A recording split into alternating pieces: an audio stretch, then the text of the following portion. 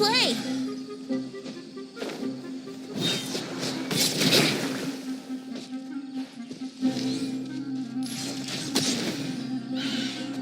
Here we go! Keep back!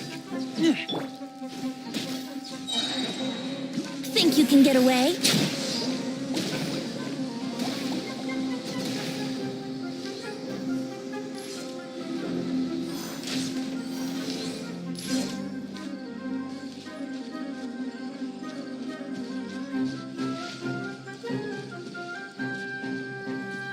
Yahoo!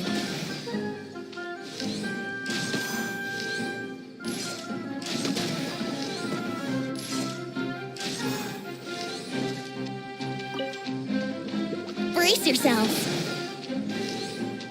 Yeah.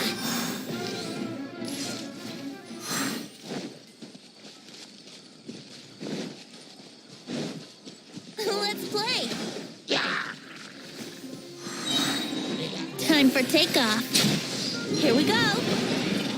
Ah! Brace yourselves. Wouldn't gliding be faster? Body and mind.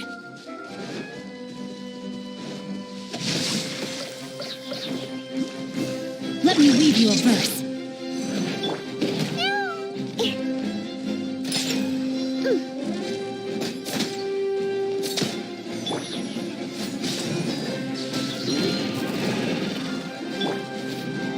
Think you can get away?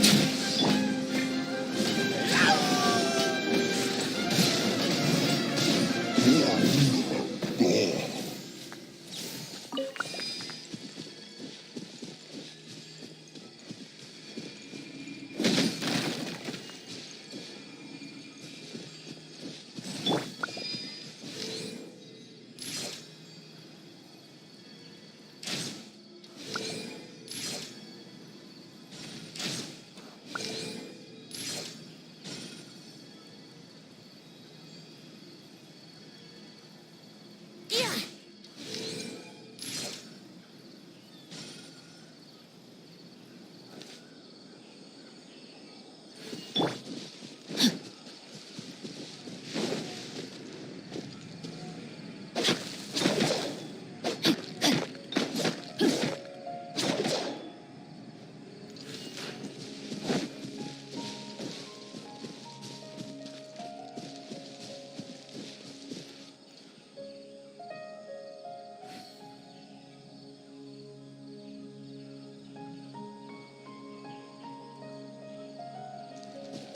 Time to act.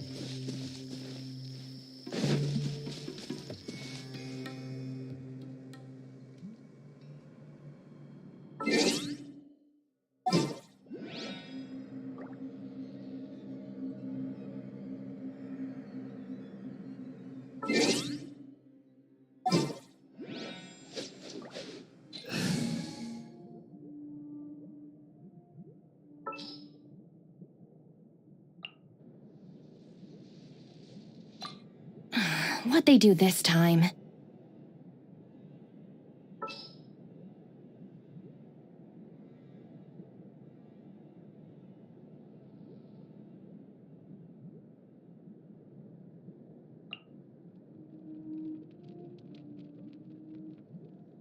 I won't hold you back. much.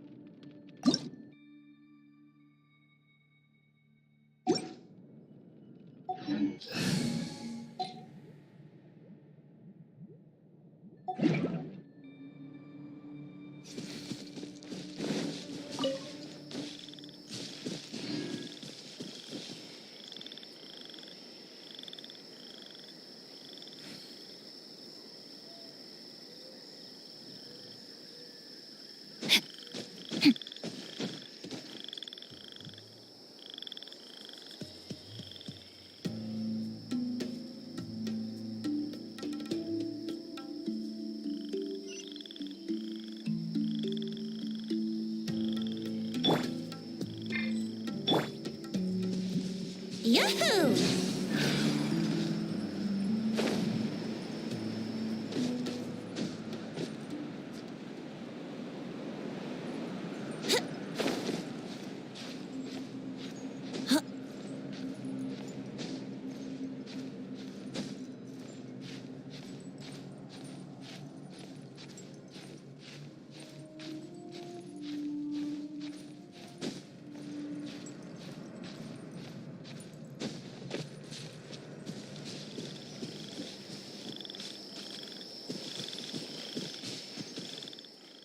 Let's play! Yahoo!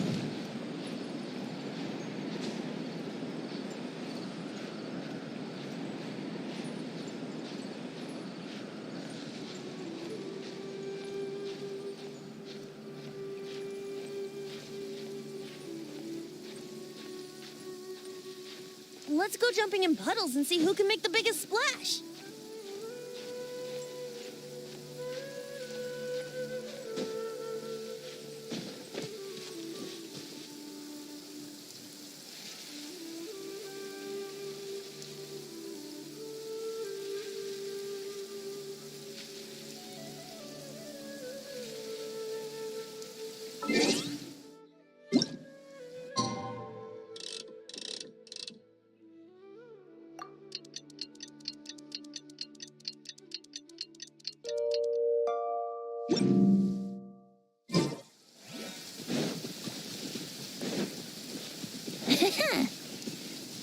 Wouldn't gliding be faster?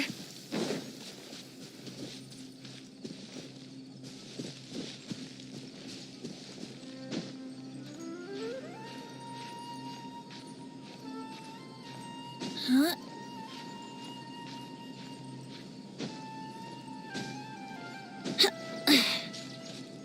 Yahoo!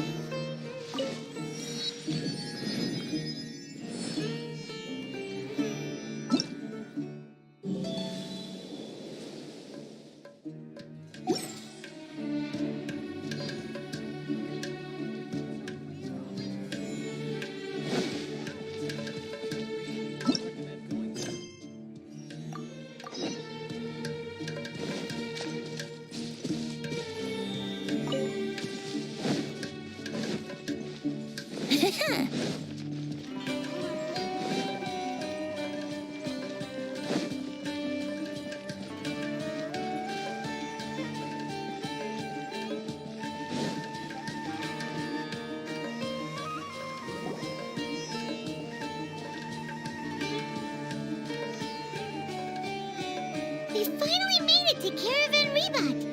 It's pretty light, so just past this wall is the deck. Oh, wow. Paimon remembers hearing people call this the Wall of Samiel. It's made to block sandstorms from the outside. Oh, if it's this tall, it's gotta be the divine work of Greater Lord Rukkhadevata, right?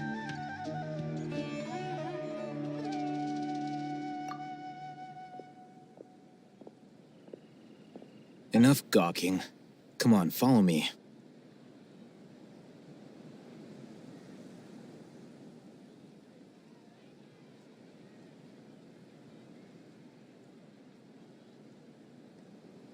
Huh?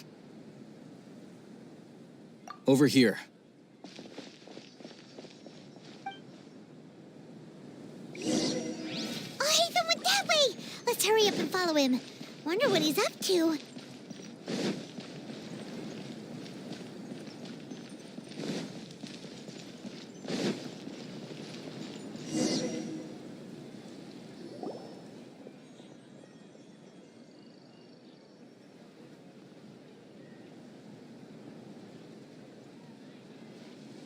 What the? Where did she go?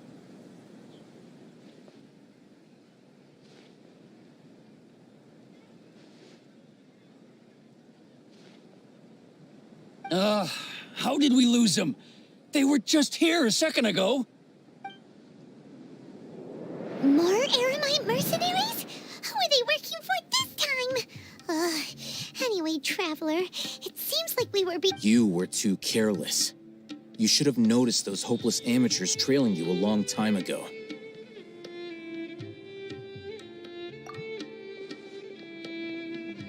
There's no need to thank me. I've never cared to keep track of personal favor. All I did was correct a mistake I happened to come across. It's a habit I developed at the academia. You really gave Paimon a scare, Alhaitham. We never thought we'd run into you here.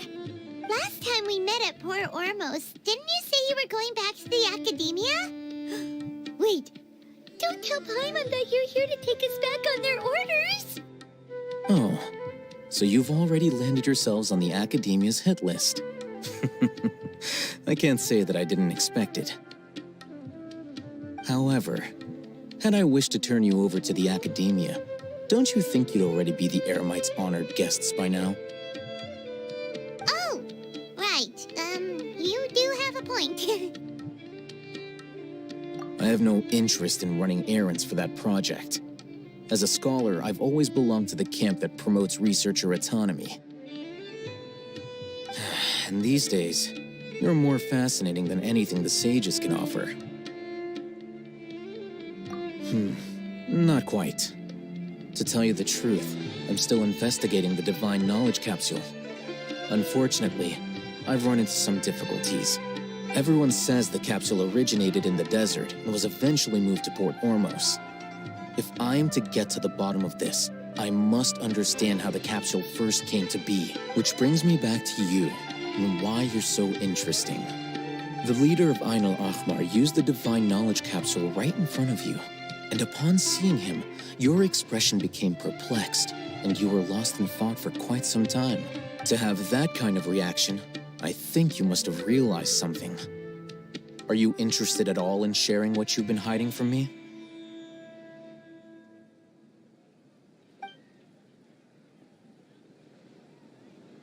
Alhaitham, you really have a ridiculous eye for detail.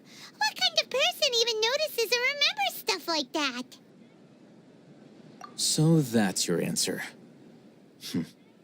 Well, I do work for the academia after all.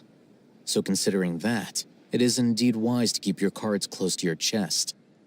But that does prove you do have some undisclosed information about the Divine Knowledge Capsule. Am I right? No matter. Rather than simply learning the answers from you, I'd still prefer to investigate on my own. Speaking of, you two are also headed to the desert? That's right. We have the same plan as you. But we don't really have any concrete goals at the moment. Then I'd suggest starting with Aru Village. It's the largest settlement in the desert, so it'll probably have more resources and intel than anywhere else. It's always better to travel with someone you know. Let's go!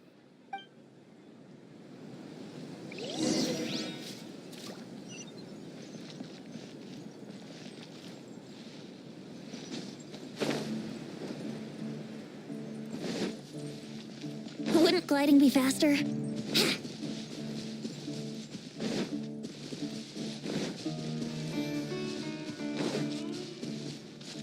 Wouldn't gliding be faster?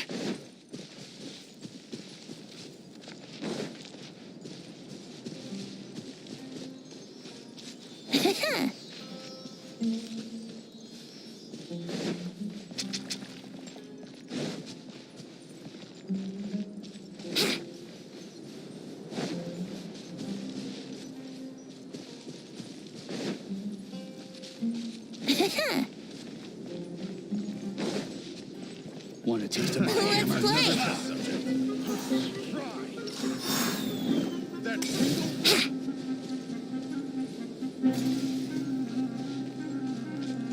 Brace yourselves! Jab and cross. Let's play!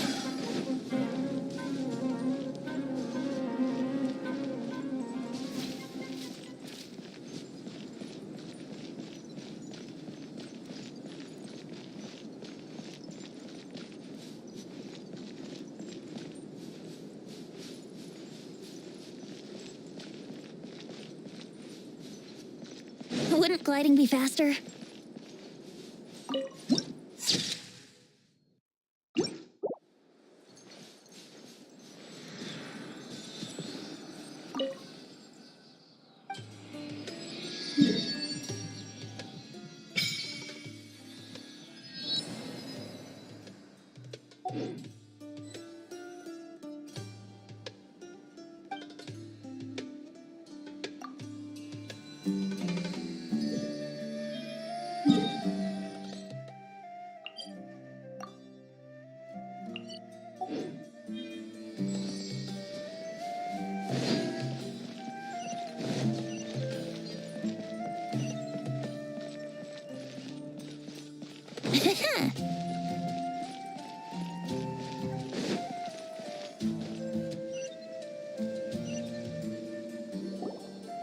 Before us lies Aru Village. Whoa, this landscape is real.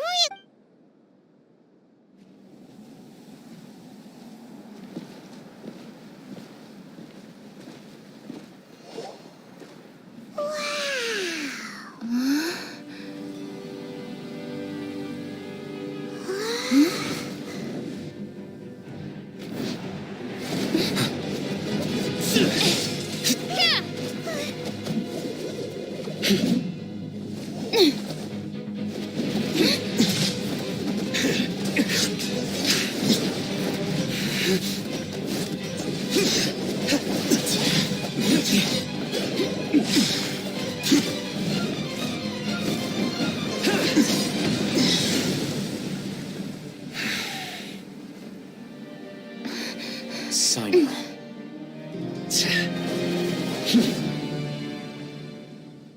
Unless my memory fails me, we have barely spoken 2 words to each other before now at the Academia.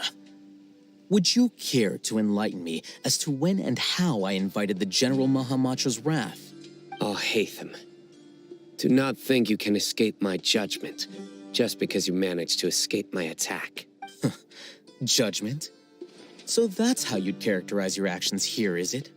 Or would elimination perhaps be a more accurate description? Had I used my full strength, not even this traveler would have been able to stop me. Though styled like an assassination, I sought only to ensure that my target would be unable to flee or resist. Standard practice for the Matra, as well you know. Seemed to me more like your own personal touch. Who is that, Al-Hatham? Did you call him General Mahamatra? Yes.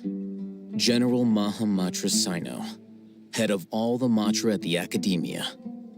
He's a formidable hunter, and the ultimate nightmare for any who have committed academic crimes. You seem to have placed a lot of trust in Al-Hatham, to the point of blocking an attack for him. If I were you, I'd never choose to side with him. I wouldn't believe a single word that comes out of his mouth. I have been pursuing this scribe for a long time.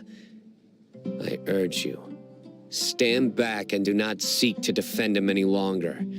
Otherwise, there will be consequences. Has Alhaitham done something wrong? Paimon doesn't think he's as bad as you've made him out to be. I won't waste my breath explaining things. Alhaitham, I saw it during our fight. Take it out.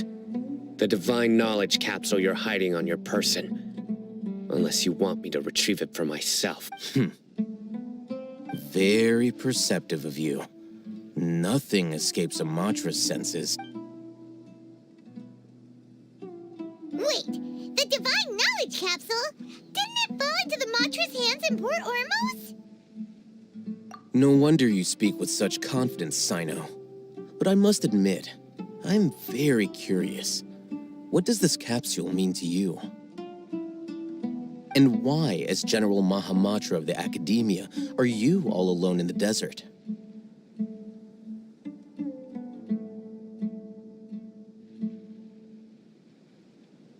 As far as I'm aware, the other Matra have been speculating about your disappearance. Have you been given a mission that's, let's say, morally dubious? If I was the real target of your mission, what was stopping you from simply using your authority and resources to judge me within the walls of the Academia?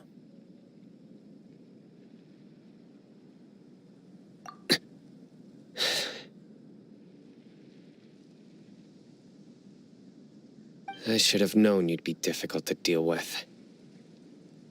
You two? Ugh! What should we do, Traveler? Paimon feels like we can't trust either of them! Ahem. Well, look at you two, acting all tough and self-righteous over there.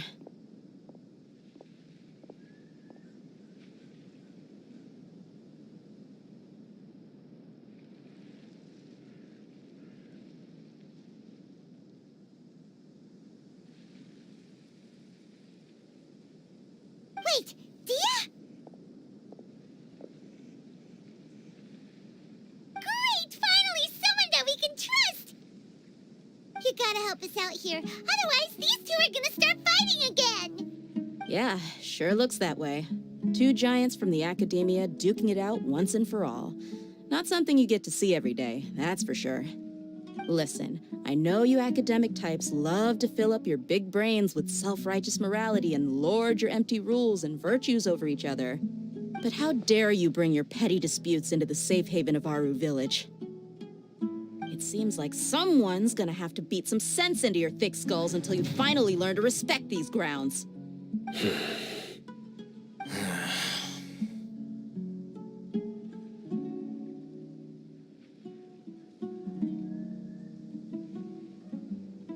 Hey, did either of you hear a word I just said? Whoa, what's going on? The wind's so strong! Is this a sandstorm? Paimon's gonna get blown away! Another sandstorm? What's up with these recently? Hey! All of you, over here, quickly! We have to take cover! Someone's calling for us! Oh, this wind is too strong! Let's get over there! That sounded like Candace. Come on, you two. Jeez, are all of you Academia folks such hard work? Move it! All right, stop yelling.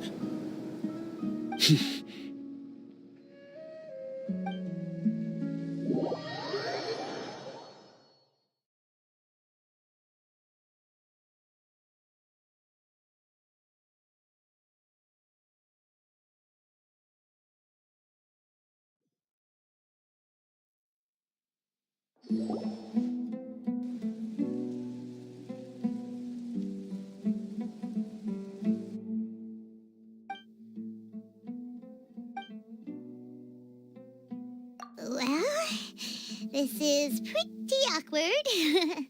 Hey, wanna play sardines with three people who wanna tear each other limb from limb?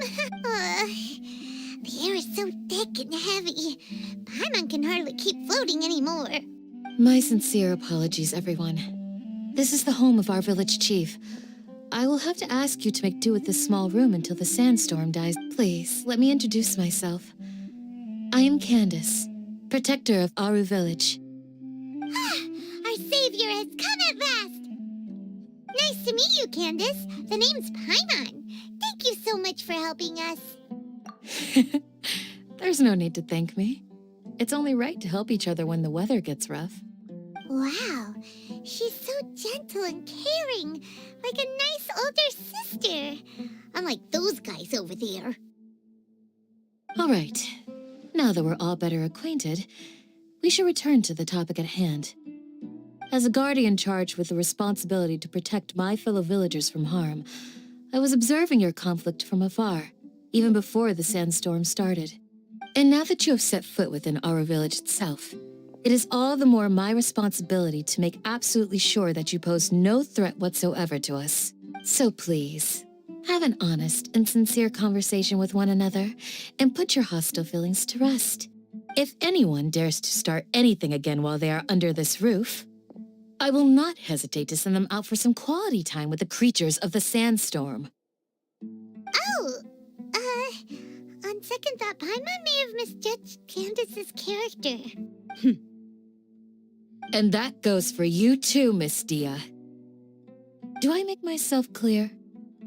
All right, we got it, Candace. That's what I like to hear. So, which of you will begin? I was supposed to be a mediator, but I might have gotten a little too involved just now. Anyway, one of those two should probably start talking.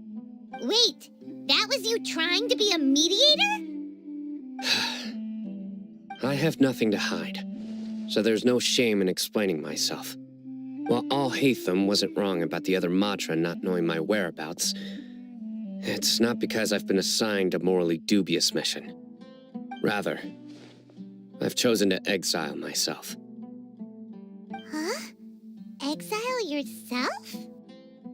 A little while ago, I discovered that there was data missing in the Academia's project planning and development files. As General Mahamatra, I had the responsibility and authority to request an audit. However, to my surprise, the person responsible for the erroneous data was none other than Grand Sage Azar himself. I tried to investigate the issue myself before submitting a formal audit request, but I soon found that all leads and potential pieces of incriminating evidence were carefully concealed from me. I began to realize that they were cautious of me from the very beginning. Unsurprisingly, the Grand Sage rejected my audit request as soon as the submission reached his desk. He even said to me, "The power of the General Mahamatra is granted by the sages. You have no right to judge us." So they really are up to no good. I realized then that to the Grand Sage, the Matra are nothing more than tools for the sages to assert and maintain their control over knowledge. The vows that we took, the principles that we strive to uphold, they are meaningless to the Academia of today. I believed it would be wise to flee the Academia before the sages had a chance to take action against me. This way, they can no longer see nor predict my actions. I will never give up on this investigation. There's no need for someone else to give me power or authority. Once I find the truth, I will administer judgment by my own name. Sino seems to have the same goal as us. We're all investigating the sages. Plus, now that he's no longer the General Mahamatra, he somehow feels a lot less scary.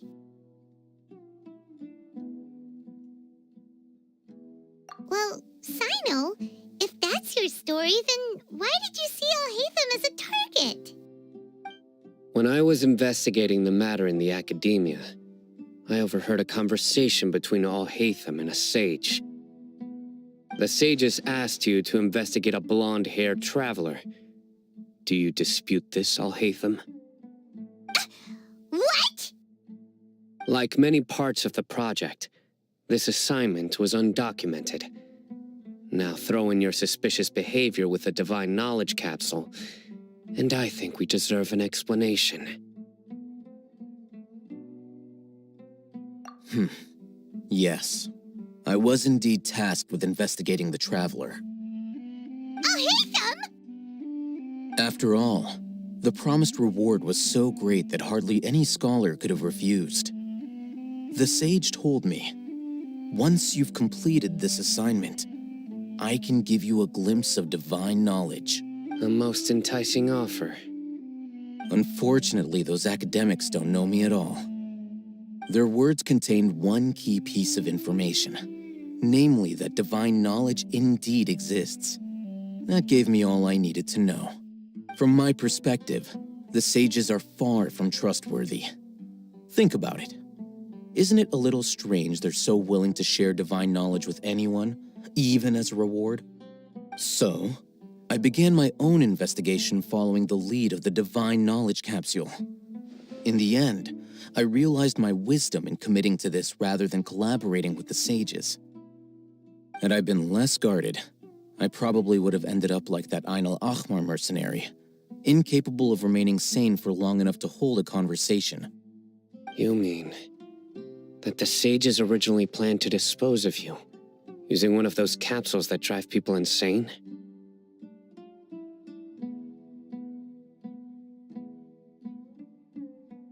I'd already given up on the assignment by then. I only told the Academia I was waiting in Port Ormos for you to appear so they wouldn't suspect anything. So it came as quite a surprise when I encountered my erstwhile target while investigating the divine knowledge capsule. Criminals do love to talk about coincidences. Even though I ran into the Traveler by chance, I had no intention of providing assistance to the Academia. Also, you should remember, you were the ones who decided to follow me and strike up a conversation after I left that tavern. That's true. Al-Haytham helped us out at Caravan Rebat as well. Maybe he's telling the truth. I'm willing to apologize, if that's worth anything to you. I took the divine knowledge capsule behind your back because I judged its existence to be a significant risk. I felt that it would be best for no one to interact with it before it had been properly studied. After all, curiosity often proves to be the most dangerous thing in this land. You should be well aware, Scribe Al-Haytham, that curiosity can also lead you to danger and suspicion. Answer me this. Did the sages share any information about their project with you? Have I not made myself clear?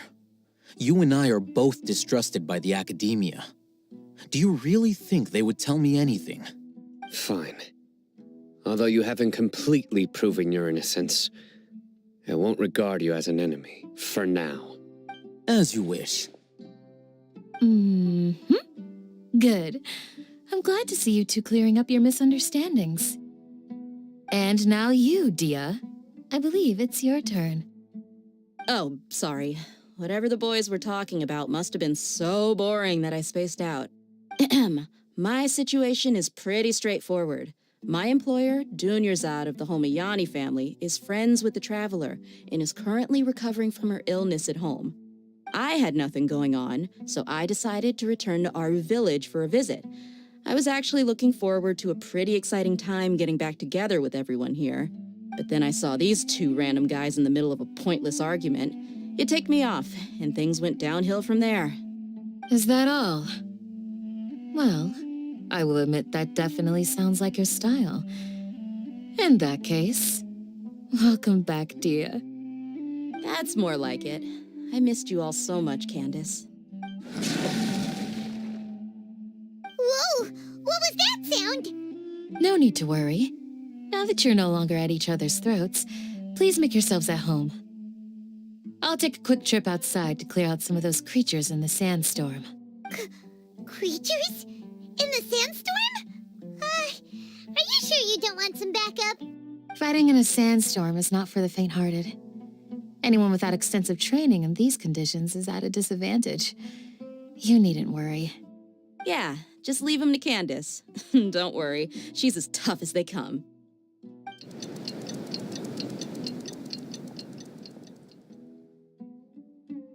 The wind's died down. That means the sandstorm's over, right? Candace still isn't back yet, though. Is she all right? Maybe we should go out and check on her. When you put it that way, even I'm starting to feel a little worried. All right, let's go. We've been here long enough, and the boys are as chatty as the floor.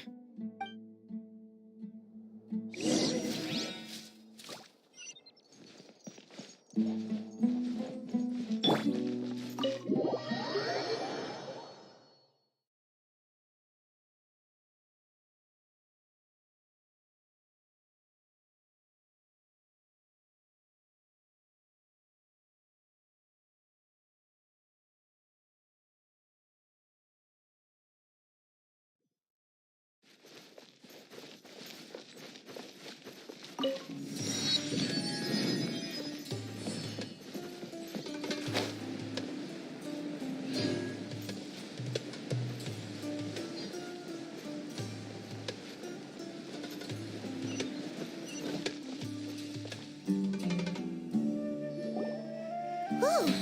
Candace, you're still fighting? You've been out here dealing with these creatures the entire time? Yes. They just keep coming in waves. I've lost count of how many I've defeated. Before I realized it, even the sandstorm had stopped. Ah, here comes another wave! Leave this round to us.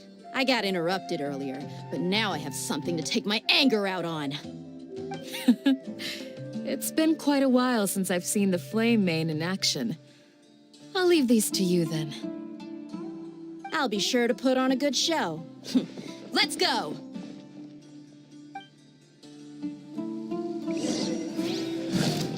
Our bond is strong.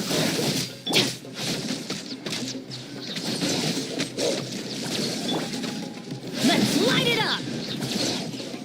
Everybody stand back! No, my sword! Out of my way!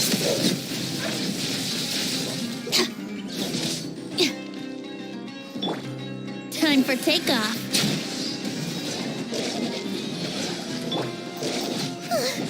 Here comes another wave! When are they ever gonna let up? Why do they never miss?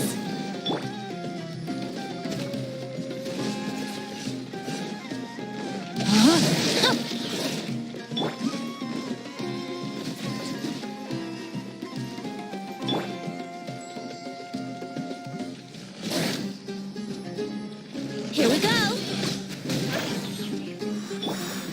Stand with me.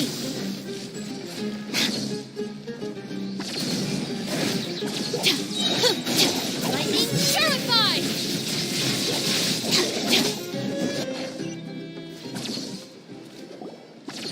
The creatures stopped appearing. Was that the last of them? What we fought just now was probably the aftermath of the sandstorm. So we should be safe for the time being. Well fought, everyone. No injuries, I hope.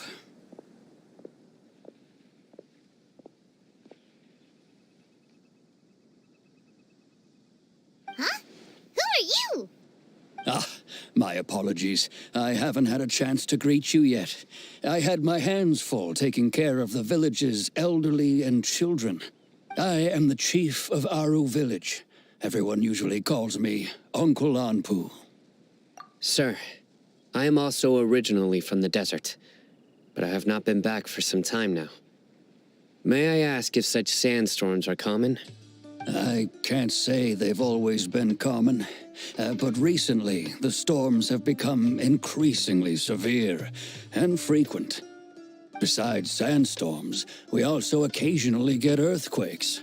According to an investigator who stayed in the village a while ago, these unusual natural phenomena are related to the withering of Irminsul.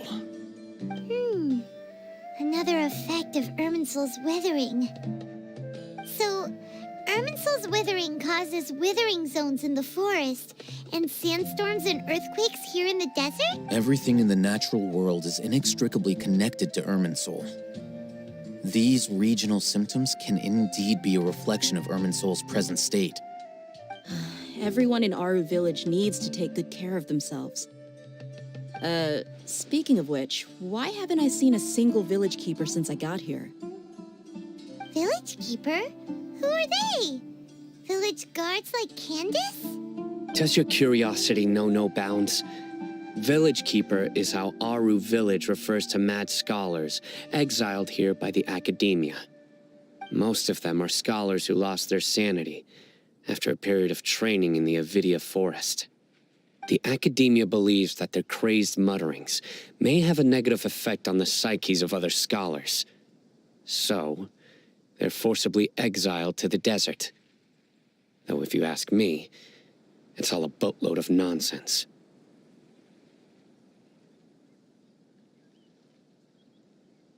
Alas, that's exactly what we've been trying to investigate. One by one, the village keepers have been mysteriously disappearing without a trace, but no one in the village has ever seen them leave. If you're planning to stay around the village for the next few days, I'd appreciate it if you could keep an eye out for them. I've had encounters with those people in the past. I'll see what I can do to help. The Matra are the ones responsible for their exile. Now that you're no longer with them, are you trying to alleviate your guilt and atone for your past sins? I'm fascinated by how you think. Mock me if you will, but if you are guilty, I will eliminate you, regardless of my position or identity. Oh, you're the former General Mahamatra. You must be an expert in these kinds of investigations. Thank you for your help. Is it because you're reminded of Hypatia? Oh, these poor scholars. First they lose their sanity, now this! We need to help get them back home, safe and sound. But, is it really a good idea to tag along with Sino? You seem like you really don't trust him. I'll be grateful for the assistance. No doubt you will do a better job than some of my former subordinates. Let's start by finding a spot to share what we know so far.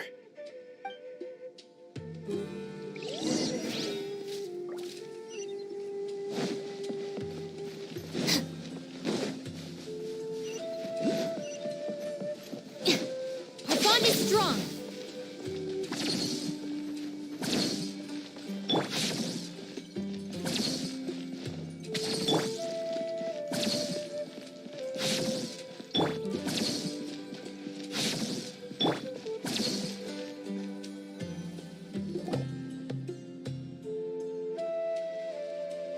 Although I've sent myself into exile, I'm still doing essentially the same things as before. Do you still have any questions for me before we start our investigation? One of my former subordinates told me that this title has its origins in a strange incident. The Academia has long exiled mad scholars to Aru Village. A mysterious phenomenon exists here. When mad scholars first arrive, they are as incoherent and deranged as before. Initially, the people of Aru Village greatly resented having to take in the mad scholars. But a strange incident one night changed that. Aru Village was struck by the strongest earthquake in living memory. Seeing buildings on the verge of collapse all around him, the then chief of the village was preparing to take everyone to safety. Suddenly, he noticed a mad scholar crouching in a corner, caressing the ground with his hands. A soft, green light radiated from him, like a divine glow against the backdrop of night. Despite the powerful tremors that ripped through the ground that night, all the houses remained upright, almost as if they had grown roots reaching deep into the ground. In the end, not a single building collapsed, and no one was hurt. After that, the people of Aru Village treated the mad scholars with greater kindness, and began to refer to them as the Village Keepers. The soft green light? A mad scholar protecting Aru Village? What do you make of it, Traveler? Paimon thinks so too. Actually, Sino, do you know if any of the mad scholars scholars continued to wear their Akasha terminals at Aru Village? In theory, they would continue wearing them so the academia could still monitor their activities. With that said, the main Akasha system would no longer have any interaction with them. Oh, no wonder! Everything makes sense then! Add in the fact that they calmed down, it was probably Nahida who calmed them. If you are able to draw a conclusion from this one story alone, then it appears you possess much more information than I do. So, what do you make of the story?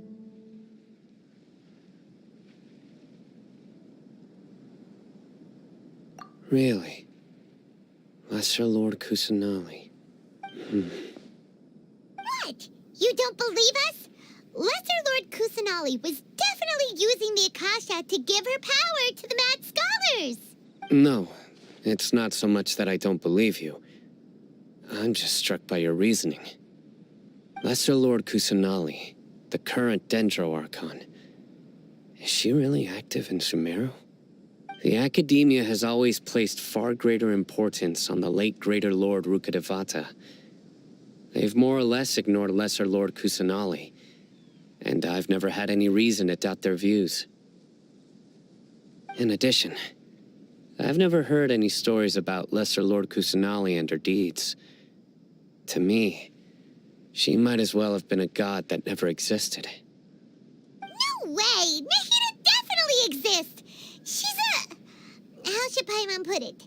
She's a good Archon who's kind and wise, even if she says weird stuff sometimes.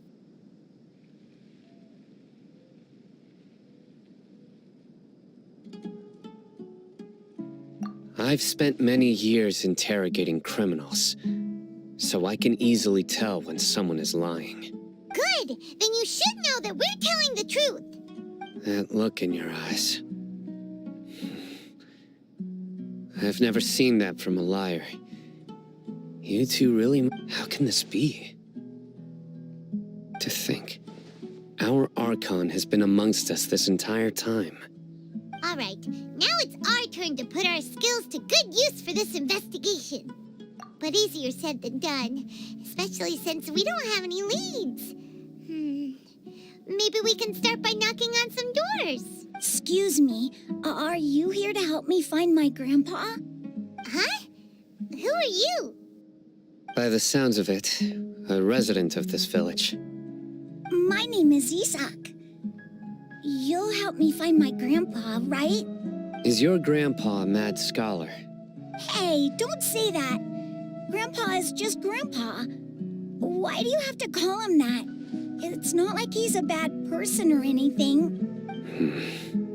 The person you're referring to is not a local, yet you are. Why do you call him Grandpa? Grandpa is just Grandpa. He's my family. I heard everything you said to the village chief. Please, you gotta take me with you. I want to find my grandpa. I swear I'll help. I won't be a nuisance. Ah, so you're the one who was eavesdropping on us around the village chief's house. I was planning to go out and take care of whoever it was, but I had a vague feeling that they didn't harbor any ill intent. Whoa. Hatham wasn't kidding about Matra having sharp senses. Sino, he's just a kid. All he wants is to find his grandpa.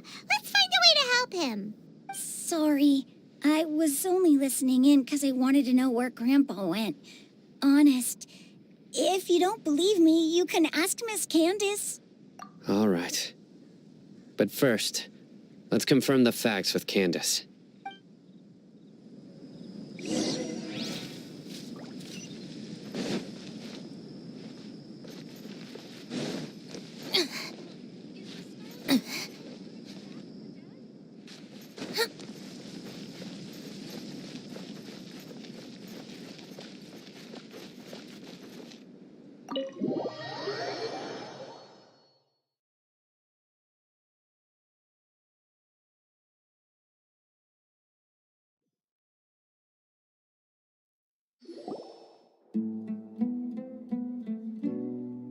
Sino is super vigilant. Is this what all the mantra are like? Ah, you're back already. We just wanted to confirm something with you. Do you know a boy by the name of Isak?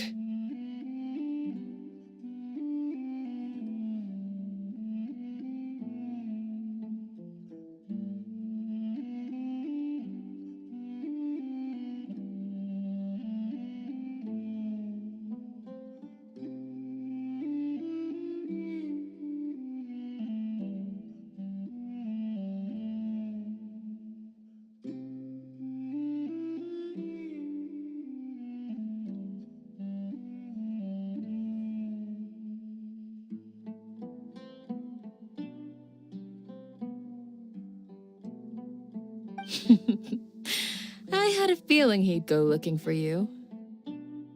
Huh? You knew this would happen?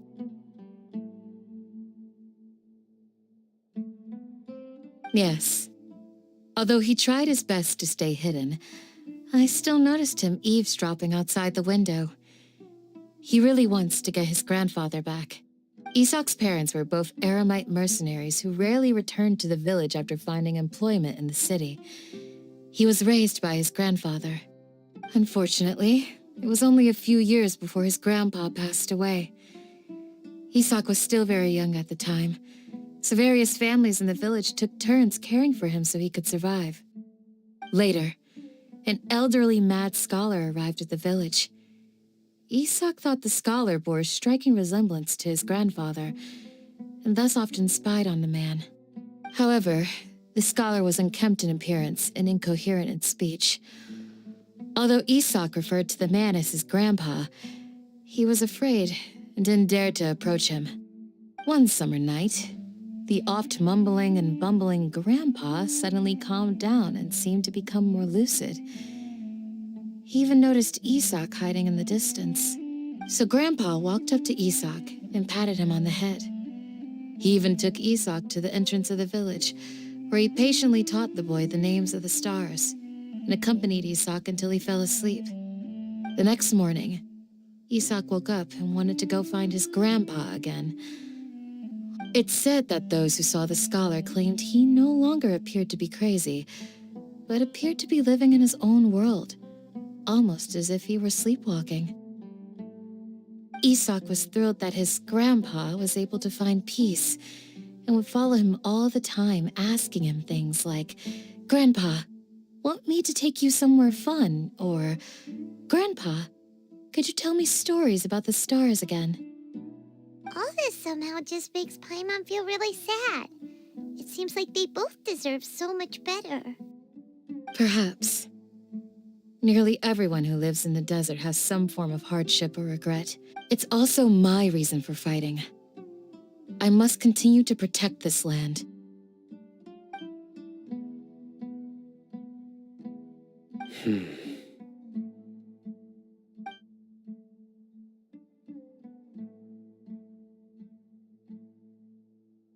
Maybe the people have always had a considerate god watching over them. Huh? What did you say, Sino? No, nothing.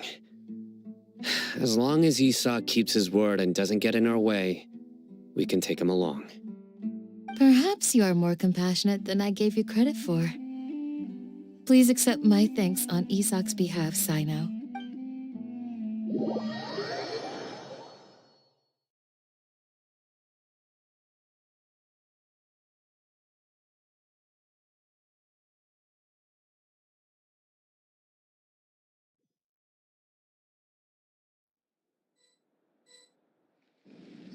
Hey, Isak!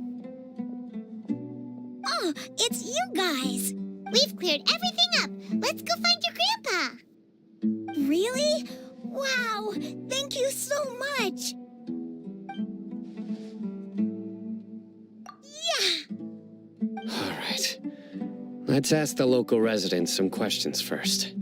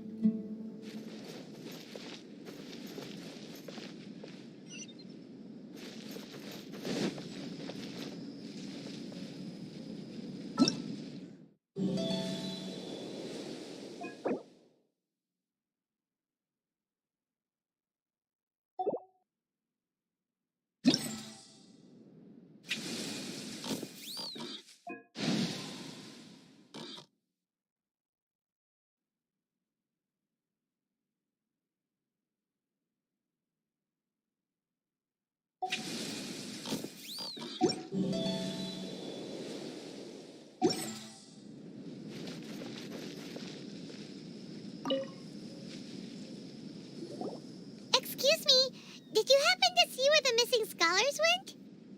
You mean the village keepers? Oh, let me think.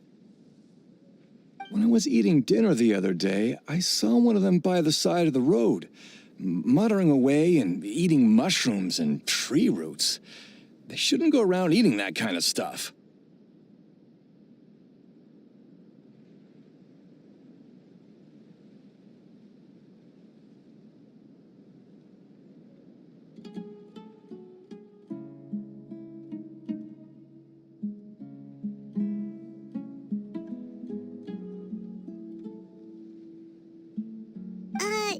Okay.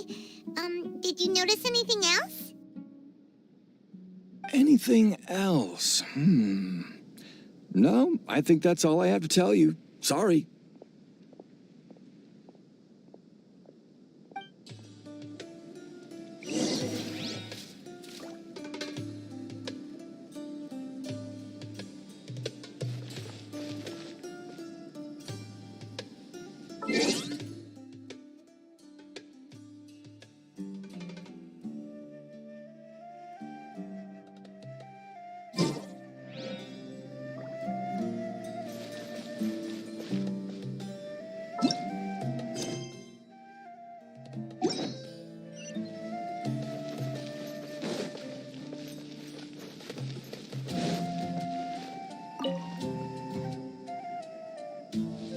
The scholars that have gone missing.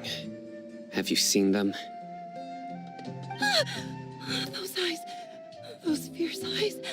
You look like a real fighter. Don't change the subject. Right. You were asking about the mad scholars. I think it's been a few days since I last saw them. I usually go to bed pretty early, so I'm not too familiar with what goes on at night. But honestly, I feel quite sympathetic towards them. Even though they act a little strange, they've helped me in the past. If it weren't for them, my house would have collapsed long ago. Do you also think Grandpa and the others are good people? Grandpa? Oh, hello there. It's little Isak. You mean that nice man who looks like your grandpa's long-lost twin, right? He was actually the one who protected my house. I saw it with my own eyes. He happened to be staying near my house that day and was doing something with his hands on the ground. It still feels pretty surreal now that I think back on it. Did someone teach them how to do that? Well, whatever the case, I'll always be thankful to him and whoever taught him to look out for others. I'm pretty sure that if I ever went mad, I wouldn't be able to do anything like that. Gotcha. Thank you.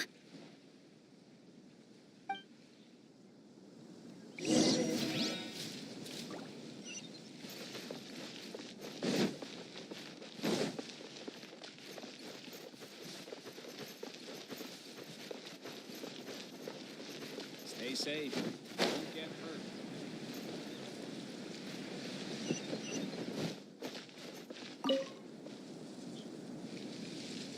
Sir, have you seen my grandpa recently? You know, the one who likes to sit and space out near the village entrance. Oh, well, if it isn't Isak. Oh, your grandpa, huh? It's been a while. The last time I saw him, he was spacing out by the road as usual. I went and asked him if he'd like any of the food I had prepared, despite my wife's protests. Like many people, she's really quite terrified of them. And speaking of my wife, she's still always complaining about how I don't make enough mora. Oh, thank you. Thank you for taking care of him. It was nothing. You're looking for him, right? Did he go for a walk and get lost?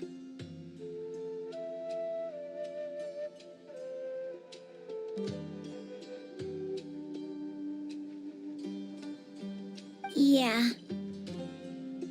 Ooh, that's no good. Well, once you found him, come by my place again and I'll cook a little something for the both of you.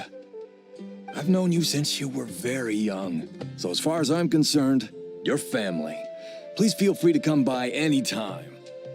Wow, what a nice guy. Okay, thank you, sir. Huh? Don't say anything for now. Isak, stay here. Let's head over there. Stay quiet as you move.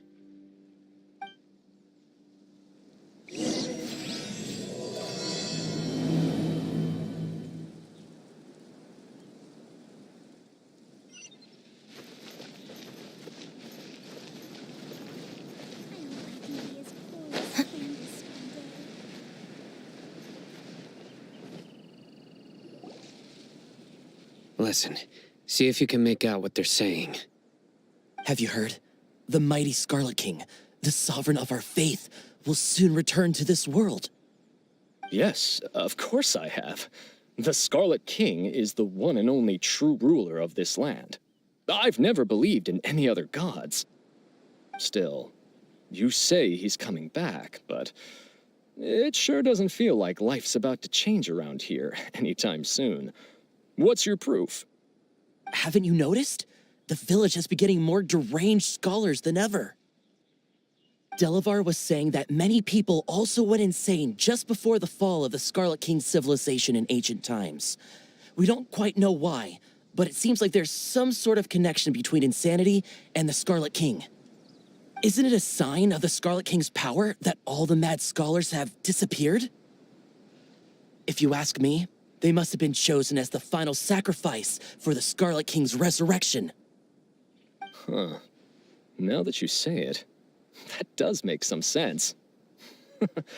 Does this mean our lives are finally going to take a turn for the better? Exactly. Those city folks will get what's coming to them.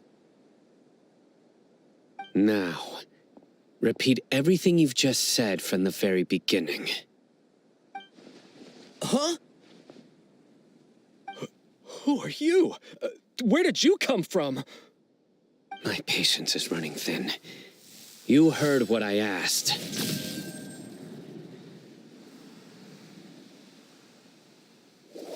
Yeah, bro, this guy's something else. Just look at his eyes. One wrong move, and he's gonna flay us alive.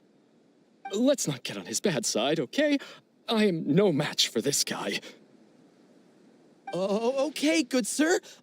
What is it you would like to know? Tell me about the Scarlet King's resurrection. Well, I only know a few things from hearsay. I went for a drink the other day and heard others talking about a rumor that the madmen will disappear and that the Scarlet King will return to this land. I'm not making this up, I swear!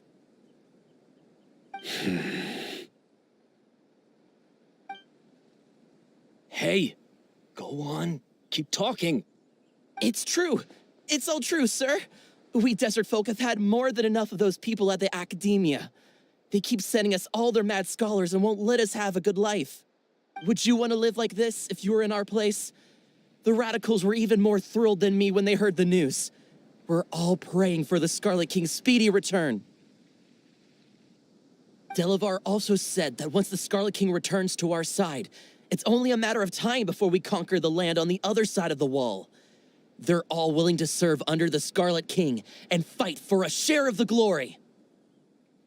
Is that so? Seems like he still wants to know more. Keep talking. Got it. At first, I told myself it was just the drink talking, but then all the mad scholars vanished without a trace, just as the rumors said. Please don't beat me up just for mentioning these rumors. If I'm guilty, then everyone else around here is also guilty. I'm just saying what the others said. The people here really like the Scarlet King, but dislike the Dendro Archon. Where is this radical person you talked about? I haven't run into him over the past few days, so he probably hasn't been around the village. What about you, man? Have you seen him at all? No, not at all. We wouldn't dare lie to you. He's really not here right now. Sounds like you're not too close with the radicals. No, of course not. All we know are their names. I have many ways to stop you from talking, and many others to stop you from sending warning messages. So you'd best just stay home and hope I don't hear of you trying to contact anybody. Don't do anything until I've gotten to the bottom of this. Try something foolish, and even Candace won't be able to protect you. Yes, got it. We'll do just as you say. That scared Paimon half to death. Sino is pretty terrifying. He didn't try to reassure us at all. It's like he's used to hearing that. Oh, Paimon bets lots of people have told him that before. I heard that. Sorry. It's part of being a Matra. The rumor we heard just now seems like a strong lead. But we need to check a few more places. Very well. Isak! I'm here. Where's your grandpa's house? Well, I can take you there. Just follow me. I want to be like Miss Dia when I grow up.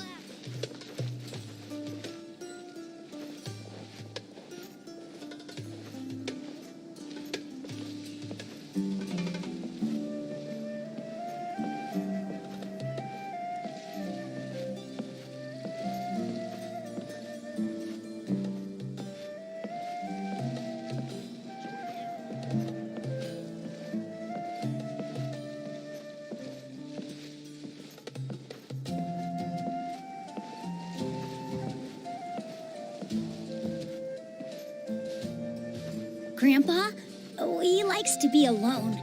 Sometimes he stares at the sky in a daze, and other times he just pokes at the ground with his fingers. Every now and then, he yells out at the top of his lungs, so a lot of people are really scared of him. But he's a good person, really. I know he is. I swear, he's just like my real grandpa.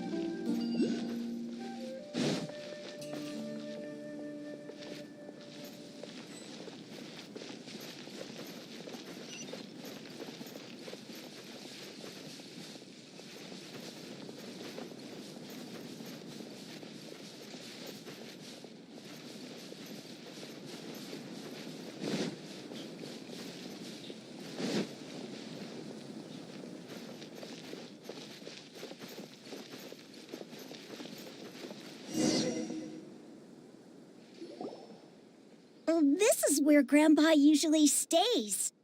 There sure isn't much here. No. Incense? Please don't say it's the same one as before. But are you okay? Are you getting dizzy or need to lie down? There's a scent that you can sense, but I can't. A certain traveler here once passed out from that smell. Thankfully, Tainari saved the day. And then he gave us a long lecture to explain all about how it worked. So, you know Tainari? Huh? You know him too? Are you two friends? Yes. Now that I concentrate, I can also make out the scent of incense. Wait, surely Tainari didn't lecture you too. No, no need. Did you first encounter this scent at Tainari's house? In the forest. From a scholar.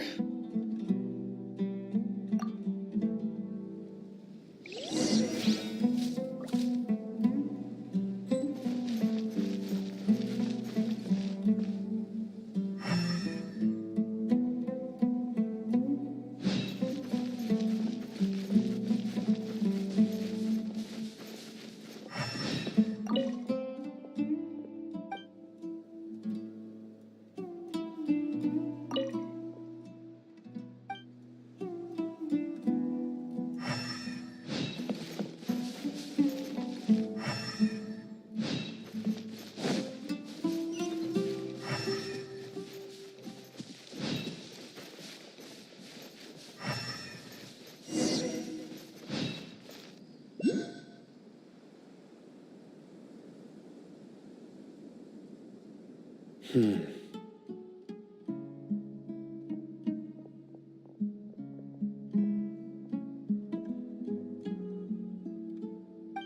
are you looking for, Sino? Here it is. Take a look right here. Paimon doesn't see anything. Although the traces have been completely buried in the sand, there are footprints here. From the size and shape, they belong to an adult male. This pattern is a common one from this area. The scent is quite faint, but still extant. The footprints head in the direction of the door. But who would come looking for Grandpa? He doesn't have any friends.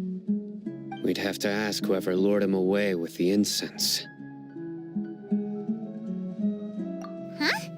So you can lure someone away with just a scent?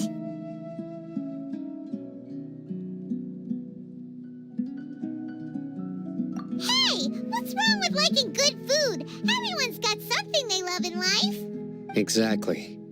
Most scholars are fond of incense, since the smell supposedly helps them clear their minds and discover new knowledge. Even deep within the clutches of madness, they still yearn for their knowledge-seeking days, and will follow the scent whenever it presents itself. No, Grandpa. So, someone's taking advantage of their weakness? Huh. Still, why would anyone want to abduct all the scholars? Are the rumors really true? Could the disappearance of all the mad scholars have something to do with the radicals? It's highly likely. Please, you have to save my Grandpa. Grandpa's never done anything wrong. Please help him. Sounds like we'd better help get him back. Don't you worry, Isak. We won't let whoever took him get away with it. Let's head to Aru Village and inform Candace and the others about what we learned here. After that, we'll set off to find the scholars.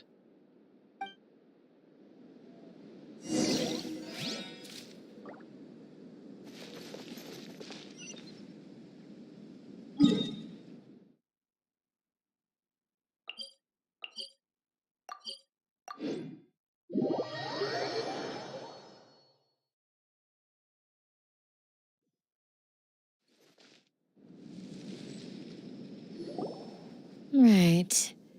The darker fabric definitely looks a lot better. That'd be my choice, too. We're back, Candace! We've got a lot to tell you. Welcome back. Sounds like everyone's friends already. Oh, Dia's here too! You bet. So, everything goes smoothly? Reasonably. Alhaitham didn't go with you? We haven't seen him at all. Huh. I saw him around the village entrance earlier and figured he was investigating with you. I guess he must have gone off on his own. Did you find out anything useful? I see. So someone used a kind of incense to lead the exiled scholars away from the village.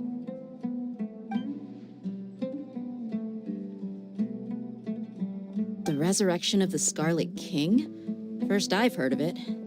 Far as I know, the kind of incense you just mentioned is only popular beyond the wall.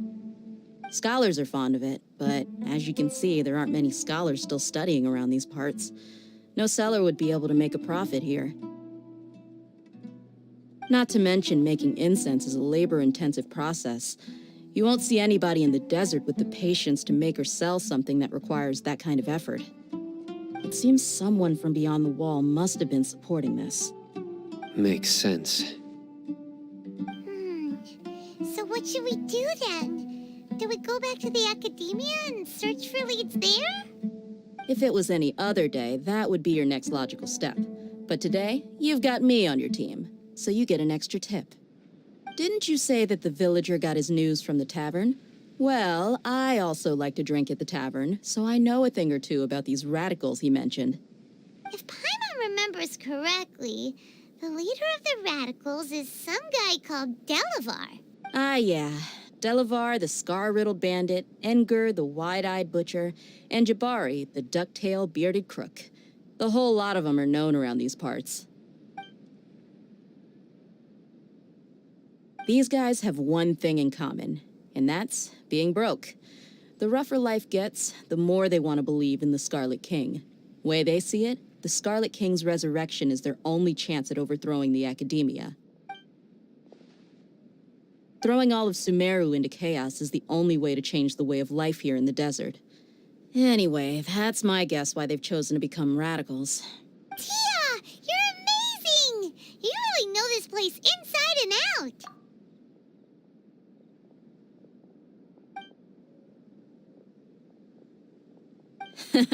No merc can afford to slack off on gathering intelligence. Every mora I've spent in the tavern has been a valuable investment. Let's head out. Now hold on, you're staying right here, Sino. Why? Aru Village is not a big place. Outsiders stand out here like a sore thumb. I'd bet word about you has already gotten out. The desert is unforgiving, so the way of life here is also a lot tougher than on the outside of the wall. You survive on making connections out here. Compared to you, mercs like me are just third-rate amateurs. I've got no actual fighting skills to speak of. But that also makes it a whole lot easier for me to gain the locals' trust. I need to go around and ask some questions, but it'll be difficult if you're with me. Fine. Good, then we've got a plan. The Traveler and Paimon will go to Caravan Rebot with me, and we'll try our best to figure out where the Mad Scholars have been taken. Sino, you'll have to stay in the village and continue investigating on your own. All right, sounds like a plan.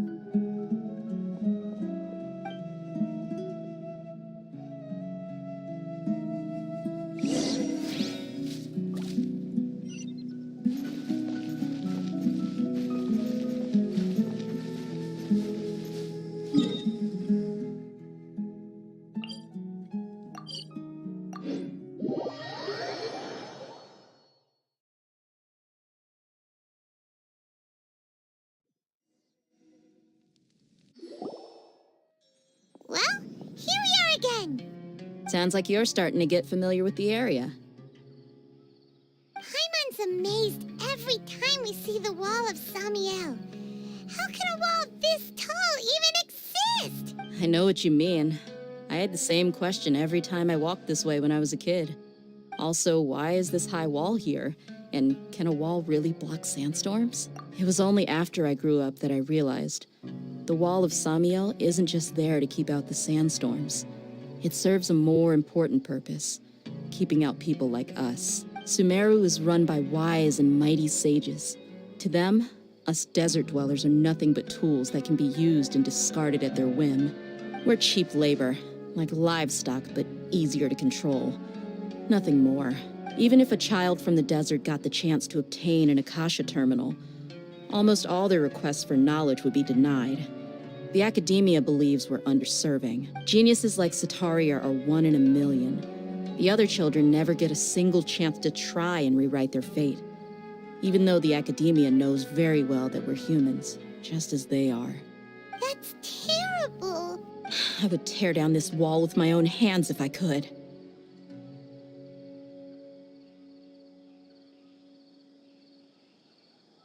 Hey, Dia. You're not thinking about... No, not at all. This place just gets me thinking, that's all. Besides, we're here to procure information, aren't we? Yep, we gotta catch those... Shh. Caravan Rebot is crawling with people, so be careful what you say. We don't want anyone to find out what we're here for. Our mission started the moment we arrived here. Let's go check out the tavern. Maybe we'll find someone I know.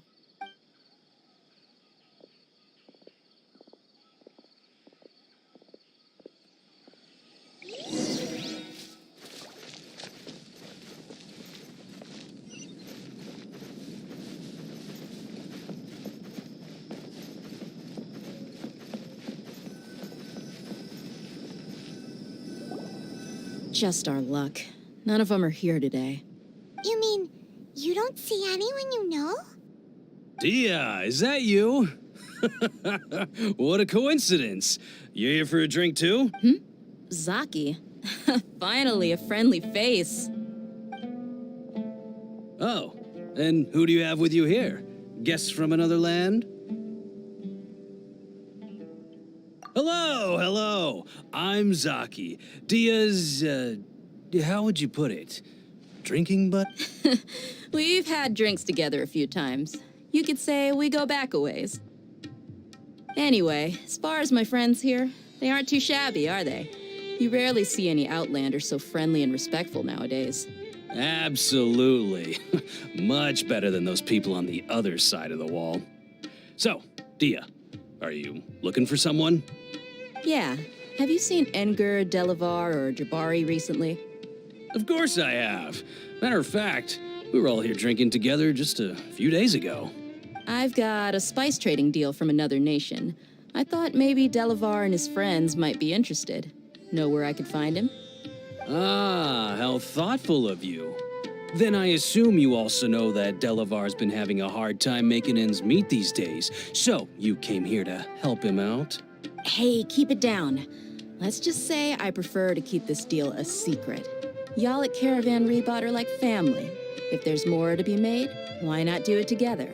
Besides, Delavar and his friends have muscle. They'd be a good fit for escorting the goods. Yes, how considerate of you.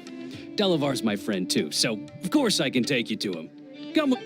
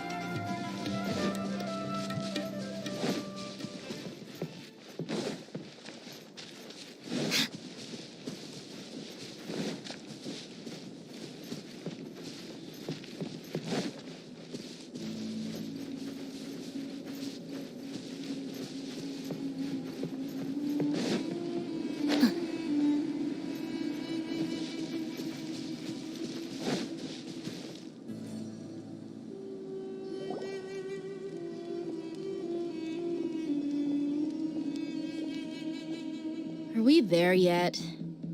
Yep, this is the place. This place is practically deserted. What are they doing in a place like this?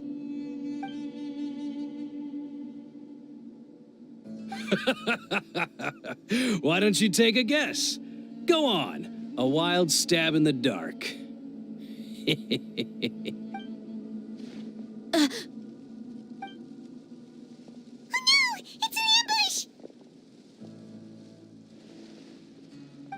What's this all about, Zaki? Come on, Dia. You really think we didn't hear about what you said back in Aru village? The boys have kept a close eye on you from the moment you set foot there. Not only do I know that you're looking for Delavar, I also know that you've teamed up with people from the Academia to look for the missing scholars. So, you've been watching us from the very beginning? Uh-oh. Paimon knew leaving Sino behind was a mistake! And you left the strongest one in the village, didn't you? Who do you think you are? You really thought we'd fall for your little business deal nonsense? So you and Delavar have been partners all along. Dia, I guess it's only natural for a traveling mercenary like you to be out of the loop. Those of us who hang around the tavern have stronger bonds than you think. But you got one thing right. We're all looking forward to an uprising in Sumeru. There's nothing more we'd like to see than the desert folk overthrowing the Academia. If that's the case, then I'm sure Delavar wouldn't miss a second of it. I'll be honest with you. If it weren't for what you said in the village, your little monologue about the Wall of Samiel would have convinced me that you're one of us. Delavar.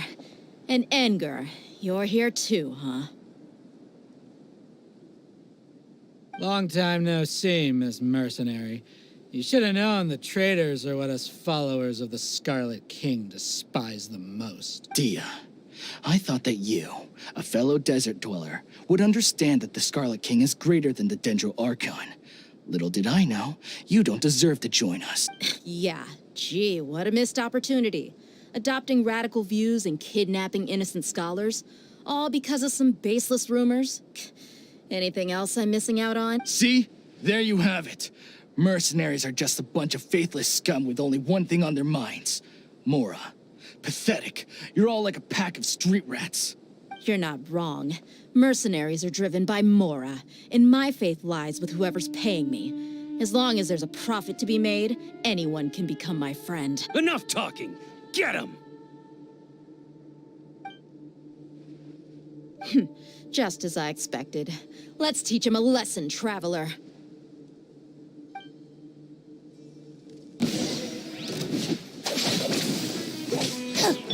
Teamwork is dreamwork! Think you can get away? Let's play! Rain outlines your fate. Rain Cutter. Impossible! How could you? So, what do you think about your meticulous network now, Zaki? How did you say it? It's only natural for a traveling mercenary like me to be out of the loop. I'm guessing your informant told you that I'm just an incompetent merc with no real fighting skills, correct? I mean, that is what I said after all. And of course you would believe everything he reported. The only thing you know about me is that I'm a mercenary, but you've never seen me in action. Even though you heard we went to handle monsters together, you believed that Candace was the only one doing all the real fighting. That so-called Flame Mane is just a fraud. She admitted it herself. She just uses her connections to gain the trust of others. That's what you thought, right? Ugh. You lied in the village because you figured that we'd have people watching you. And you were stupid enough to fall for it. I figured as much the first time we drank together. You all thought you were so smart. Pathetic. Okay, that should be all of them. Whoa! So you've been planning this since we were in Aru Village? No task can be done without preparation. I just happened to notice a couple suspicious-looking people while you were out investigating. Oh, but instead of catching them right away, you let them report back. Those two who were snooping around were just a couple small fries. If we want to get the real catch, we have to be patient and give it some time. Oh, you mean the funny name she mentioned back in Uncle Ampu's house? The wide-eyed butcher, scar-riddled beat. That's just a bunch of drunk talk. Edgar and Delavar like to talk themselves up when they're drinking. Edgar, the wide-eyed butcher, and Delavar, the scar-riddled bandit, are the nicknames they came up with for themselves. Alcohol has a way of making people share what they really think. So Edgar and Delavar are always rambling in the tavern about how the Scarlet King is a superior deity. What about Zaki? He's just a numbskull who fell right into our trap. Zaki was probably the best hidden of them all. My initial plan was to find Delavar first, and then try to track him down. That's what you wanted to ask when we were at Uncle Anpu's house, right? Jabari is one of the villagers you talked to. You know, the one who wanted to treat Isak and his grandpa to some food. Wait, so he's a radical too? No, he isn't. I just needed to tack on a random villager name to make the eavesdropper think that I was making some wild guesses based on my impressions. Wow, what a genius idea! Well, that's an expert mercenary for you. Ah, you're too kind. It was straight from the usual playbook, if I'm honest. So, that thing you were saying before, is it really true? About what? About how mercenaries only care about Mora, and that anyone's a friend as long as there's a profit. Does that bother you? What makes you so sure? Dia, do you dislike the Dendro Archon like the other desert folk? You two are pretty sharp. No, I don't have anything against the Dendro Archon. I've heard a lot of nice things about the Lesser Lord from Dunyarzad. I can understand her devotion and gratitude. Dunyarzad's just an ordinary person. There's no way a god would be so involved in the lives of everyday people, unless they were truly compassionate. I've begun to realize that the sages are behind everything that's happened recently. The radicals' blind belief in the Scarlet King, making the Dendro Archon out to be an enemy. It's all the Academia's trickery. But I see through it all. And unlike them, I can never be hostile towards anyone who's never done anything wrong.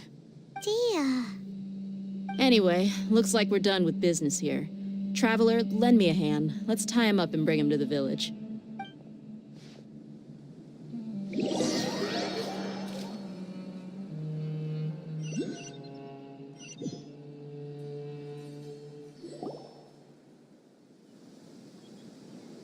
This should be all of them. I'll let you take it from here.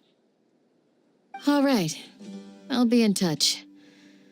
Until then, please stand by. Candace, do you need any help?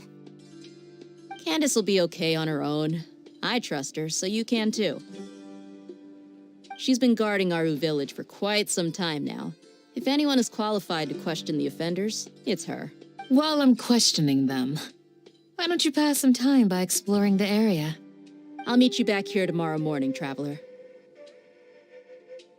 As for these idiots, let's just hope they live to see another day.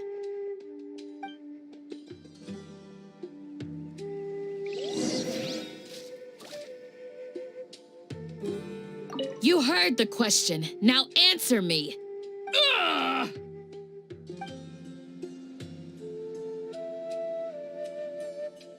You heard the question.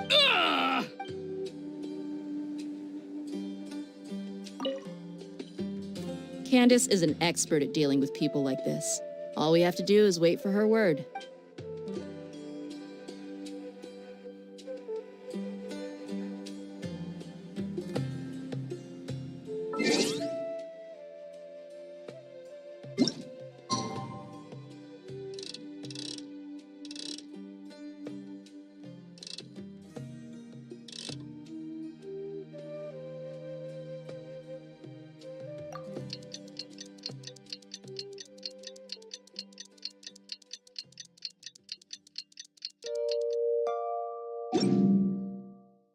The Arataki gang. Hey, Dia! Right on time. We'll know any moment now. Paimon's been wondering. You seem to know Candace pretty well. Have you been friends for a long time? We've known each other for some time now. She's a pretty interesting person. Even though she's an extremely strong warrior, she never misuses her powers against others. Oh, Paimon knows what you mean. Like a lot of martial artists say, never take the fight outside the ring. Yep, I guess you can put it that way. It takes strong convictions to be as dedicated as she is, and shoulder that kind of responsibility. Us mercs, on the other hand, we pretty much live from one day to the next. Well, Paimon thinks you're great, too. Really? Thanks for that. Oh, Sino's here, and he's pretty early, too. Yes. I was here yesterday to help out a little. To help out? By doing what? Sharing some interrogation techniques. Oh, you mean you taught Candace some more persuasive... Right. Come on in, everyone. Come on, let's go inside.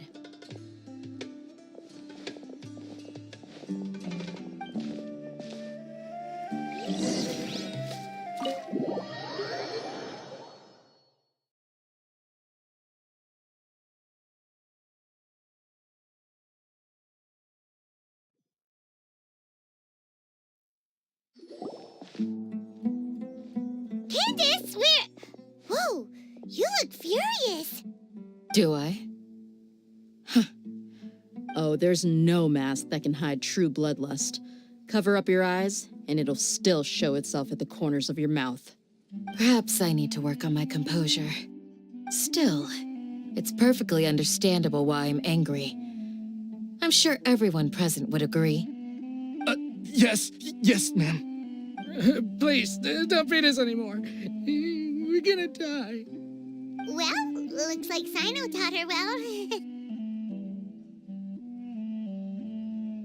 You fear death yourselves, yet you do not hesitate to place the lives of others at risk. The absurdity is mind-boggling. The ones you call mad scholars are known to us as the Village Keepers. They are vital members of our community, and some even count them as family. You come here, to my village, and you treat my people as nothing more than stepping stones towards your goal. Tell me, what would— Mercy! Please have mercy! You've made your bed.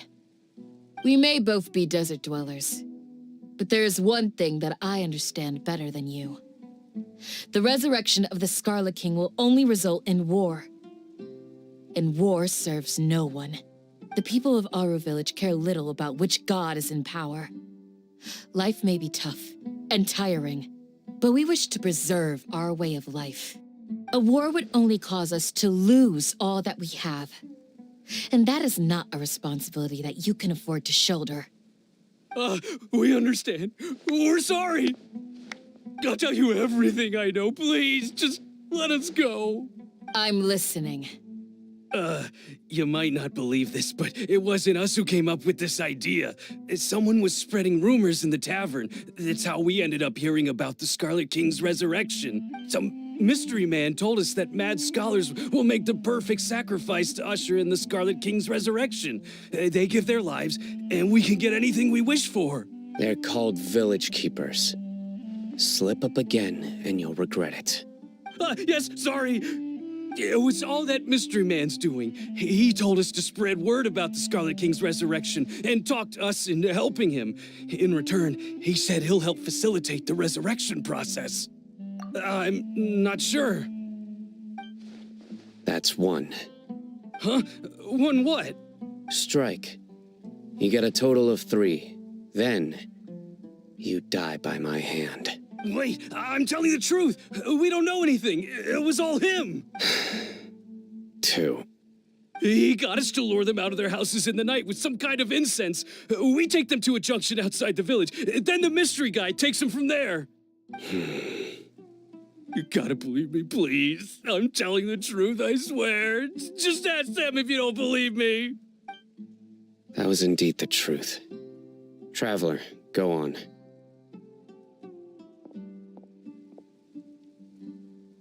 You have to believe me. If I knew that, I would have told you his name right away. I'm not risking another beating to keep his secrets. No way.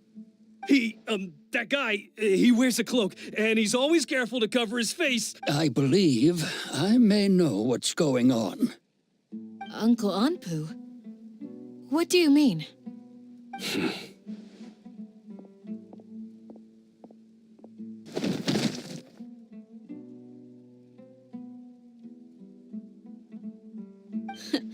Smooth.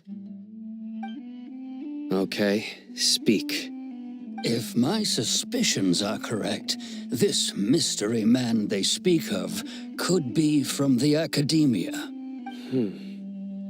Some time ago, people from the academia attempted to take the village keepers away. I refused, insisting that they are part of our community. It strikes me now that this secretive character shares the same goal they had. Which means it's highly likely that the academia was purposely spreading a false rumor to trick the radicals into delivering the village keepers right into their hands. They were the ones who brought them here to begin with. Now they're trying to take them back? We aren't gonna let that happen. Not the academia again.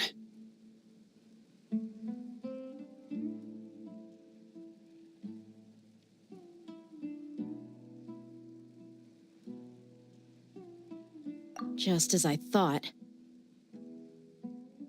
But what could they want with the village keepers? People are nothing but tools in the eyes of the academia. A change in their plans likely means they found another way to exploit the scholars. Regardless, our top priority now is locating the village keepers. You're right. Isak is still waiting for news on his grandpa. Time to go. Let's leave the village and try to track them down. Yes. Pack up and get ready to leave. You got it. Candace, I'll let you deal with the radicals. Leave everything outside the village to us. All right. Let's meet back here once everyone's ready.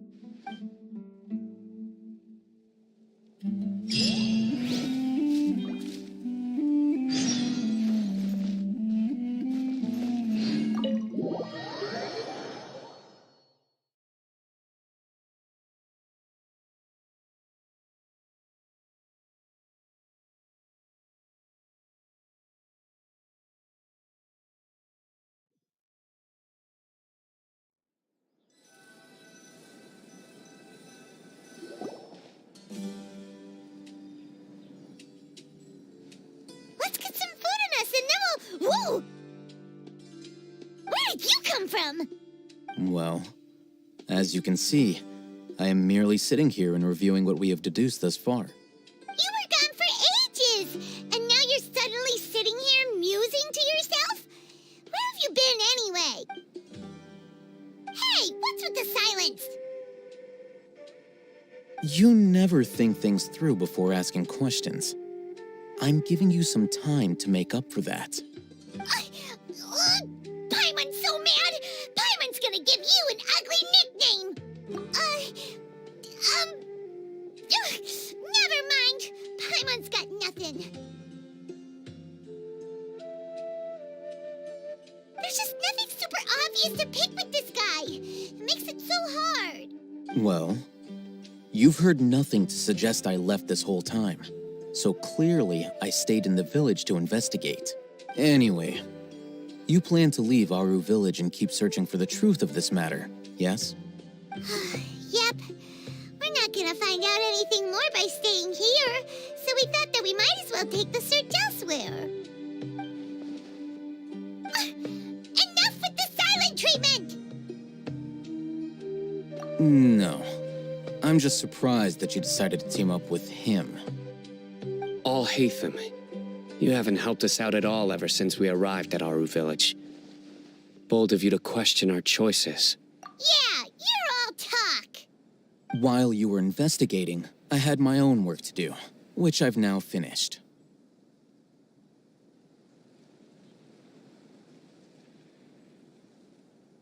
Really? Paimon doesn't believe you.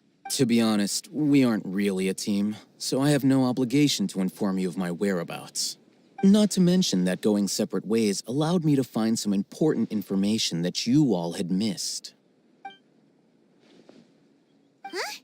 Right here in the village? Correct. What did you learn? I'm going to take you to someone. But before that, you need to understand where she's coming from. What does that mean? How do you think the residents of Aru Village feel about what we're doing? In other words, do you truly believe every single word the villagers tell us? You mean some of them lied to us? Hiding the truth does not necessarily equate to lying. Again, these people have their reasons. Remember what Gandhi said? Most people in Aru Village don't necessarily care which deity is in charge of Sumeru. That's because whether the Scarlet King or the Dendro Archon has power is of little significance to them. By contrast, the perils of their daily lives are ever-present concerns. They won't simply share everything they know with you without good reason. That's why you believed there was no further information to be found in this village. Glad you're following along. Among those you have talked to, there's someone who was consciously keeping you out of the loop. In fact, she's been observing your every move since you arrived. The reason being, to someone who only wants to live their life in peace, any external factors introduce unpredictability into the equation. Those eyes, those fierce eyes. You look like a real fighter.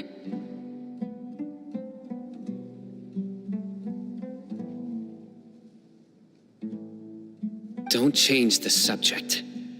It's quite obvious that she's intimidated by Sino's authority and strength. Right. You were asking about the Mad Scholars. She corrected herself mid-sentence because she's aware that there are Scarlet King fanatics in the village. If she sounds too friendly towards the village keepers, she could easily make herself the Radicals' next target. I think it's been a few days since I last saw them. I usually go to bed pretty early, so I'm not too familiar with what goes on at night. Remember? She made a point of denying her involvement in anything that occurs at night.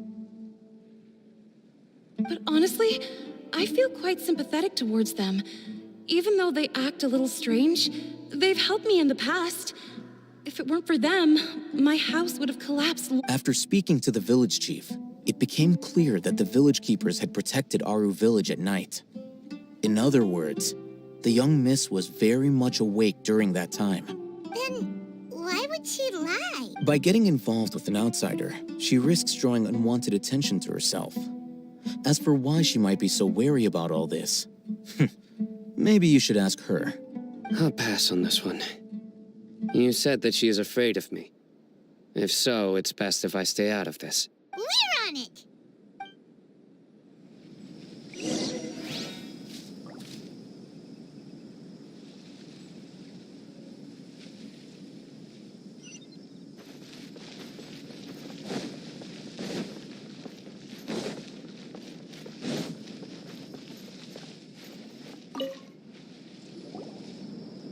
Miss Shawnee, as we discussed earlier, I've brought someone with me. Mr. Alhaitham, I'm aware of where you stand, but how can I make sure that your friends think the same as you? Huh? What do you mean? We need to clarify our stand. Go ahead and talk to her. You'll get the answers you want. Go on. Earn her trust. Is it really that simple? May I call you Traveler? Hi, Traveler. I want to ask you something. Do you think the resurrection of the Scarlet King can truly change Sumeru for the better? Why's that? That's very similar to what Miss Candace says. I know you two are friends. That's why I'm willing to talk to you, even though I do have some reservations. Before, I wouldn't even have the courage to ask something like this. Traveler, do you believe our lives will get better? Yeah, we came here from another nation, so it isn't wrong of you to be weary. And we aren't really residents of any one nation, but even so, we've met lots of people from different places, and we've always fought for what we believed. We have friends in Sumeru, and we want to help them. That's why we decided to stay here for a while.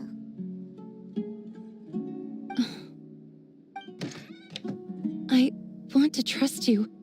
My apologies for posing my questions like that. To be honest, I didn't expect you to come back for more information. Alhaitham told us you have your reasons. It's okay. The fact is that only one side of my family is desert folk. I don't really fit in anywhere in Sumeru. Some believe in the Dendro Archon, while others believe in the Scarlet King. I don't belong to either side. And neither side. Speaking of which, the radicals mentioned that they despise traitors. Do they just think that anyone who's different from them is a traitor? Yeah.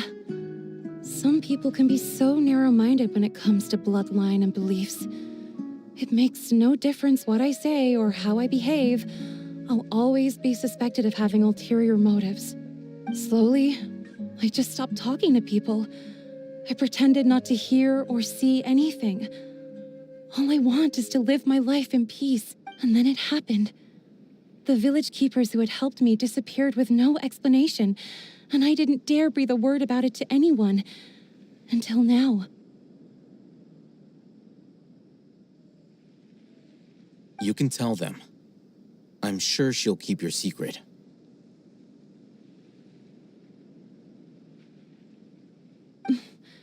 All right. I'll tell you what I told Alhaitham. I actually have a sharper sense of hearing than most. Sometimes, I hear strange There are ghosts? Perhaps. I'm not sure. It's faint, but it's definitely the sound of crying. It comes from far away in the distance, and always carries very raw emotion. It used to be louder and more frequent, but ever since you arrived in the village, it doesn't seem to happen as often, and when it does, it's much quieter. I have to focus really hard to make it out. I confirmed this with the guards on night duty. They also have someone with a good ear, and he's heard similar sounds at night. But, because we're in the middle of a desert, he would rather believe that they are the cries of beasts than ghosts. There's really nothing around these parts, except for an old hospital not far from the village. I think they used to use it for treating Elazar, but it's been abandoned for years. Yeah, let's go!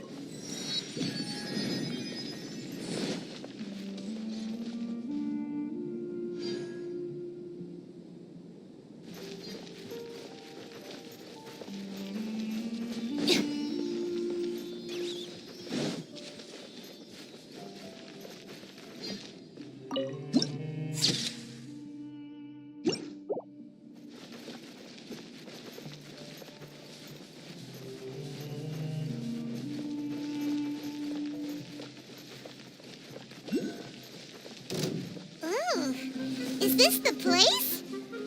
It's in terrible shape, and there's sand everywhere. Empty and forgotten. An ideal place to hide people.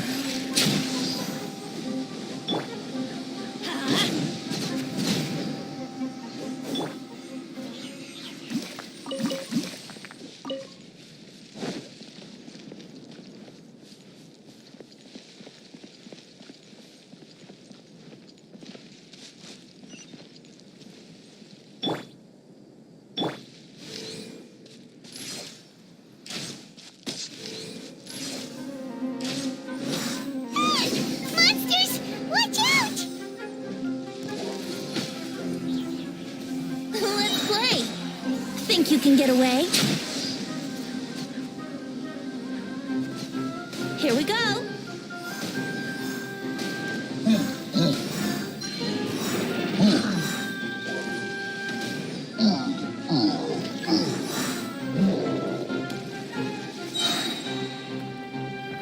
Time for takeoff. Out of my way! Dissipate. How rude.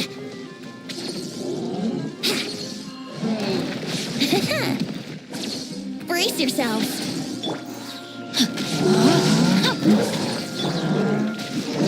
Everybody stand back! Stand with me!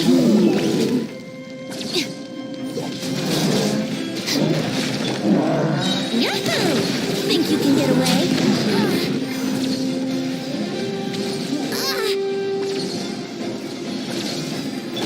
Witness the power of Gua! Rain outlines your fate!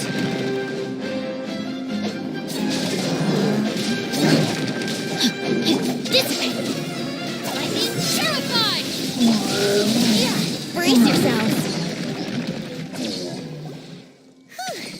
They were easier to deal with than Paimon had expected. Super strong bandits? Or monsters taller than buildings dropping out of the sky? Or, something. He looks super serious. We gotta stay on our A game too. This is the one.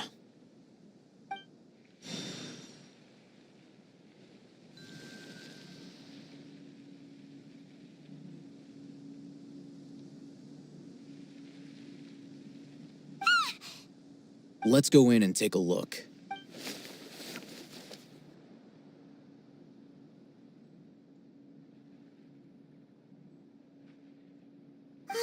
Hey, we haven't found squat. Are you sure we aren't wasting our time here? Patience. Shawnee says she only hears the crying at night. We have time to burn. Until then,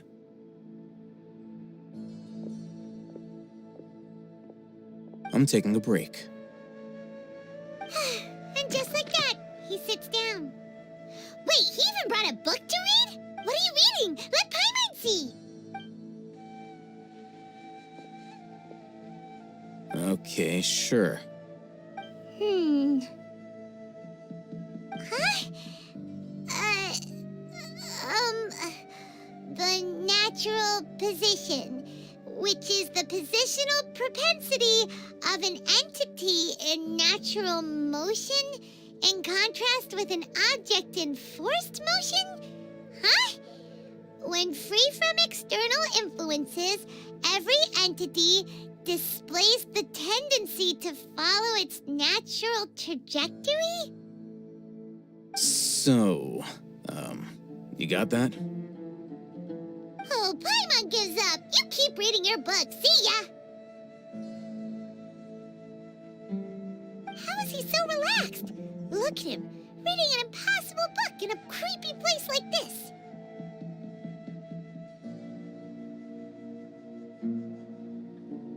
Hey, what good is that gonna do for you? You're acting like one of those annoying grown-ups who go around nagging people to focus on their studies. Hey, what gives? Shouldn't you be the one providing for Paimon? Oh, right. Okay, then. Thank you for working so hard and earning so much more. If it weren't for you, Paimon would probably still be floating around in the ocean somewhere. Thank you.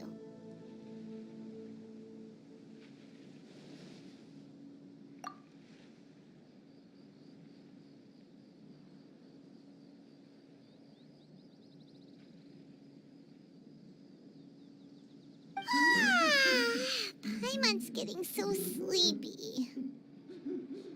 Huh? What was that sound? There it is. It's coming from that direction. Is the sound coming from here? Huh. Paimon's not seeing anything. It's from below.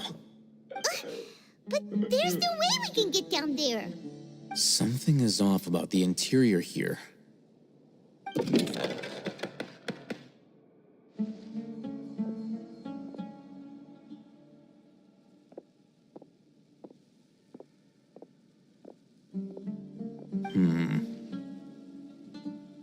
As I thought, there's a hidden structure. Wow. It's like they tucked another hospital into this one. Oh, it looks like there are other mechanisms around here. Let's keep exploring.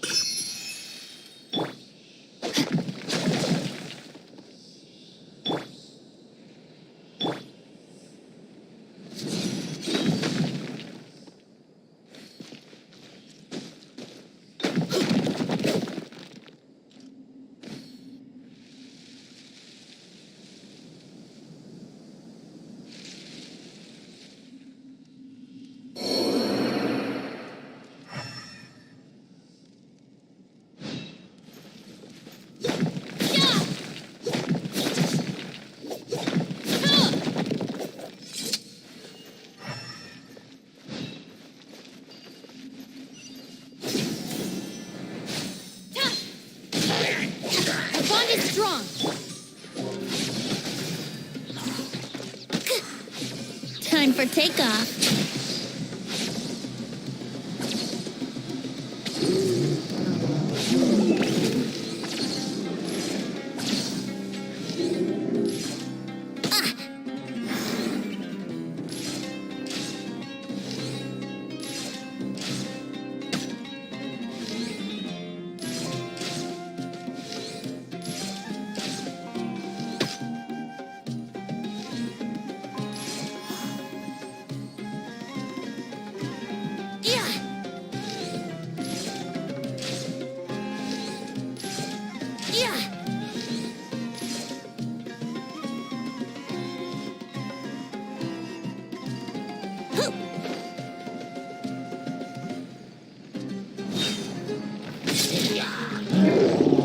Here we go.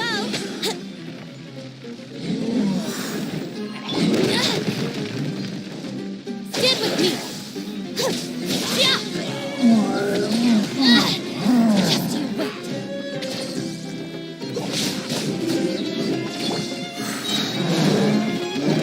Yahoo! Think you can get away?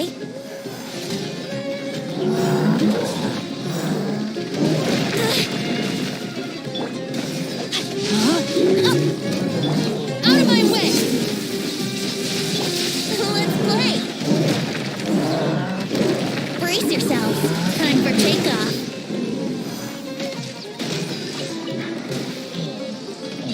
Here we go.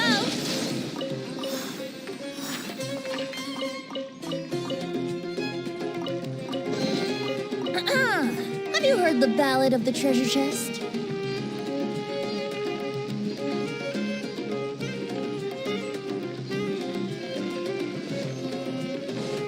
Dissipate!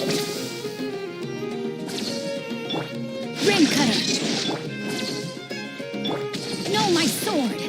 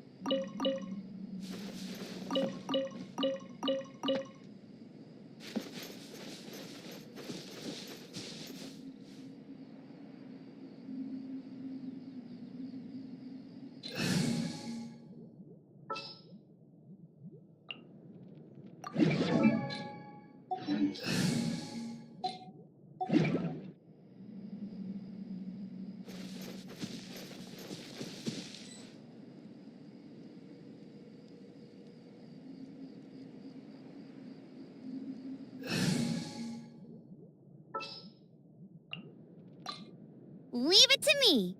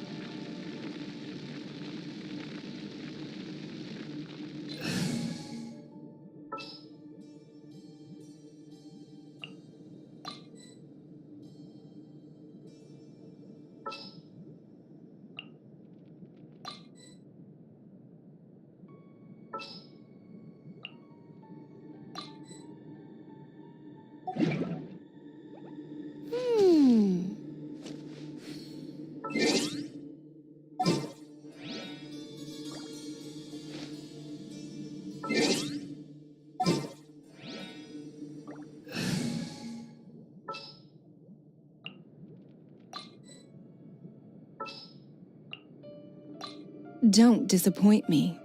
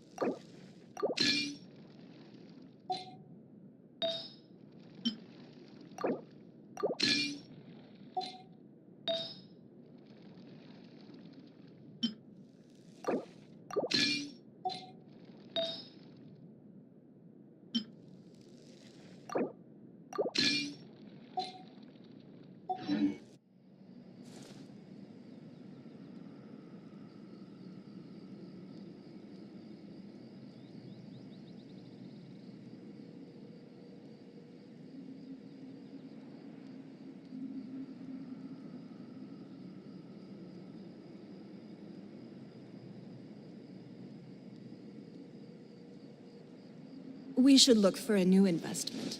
Mora doesn't grow on trees.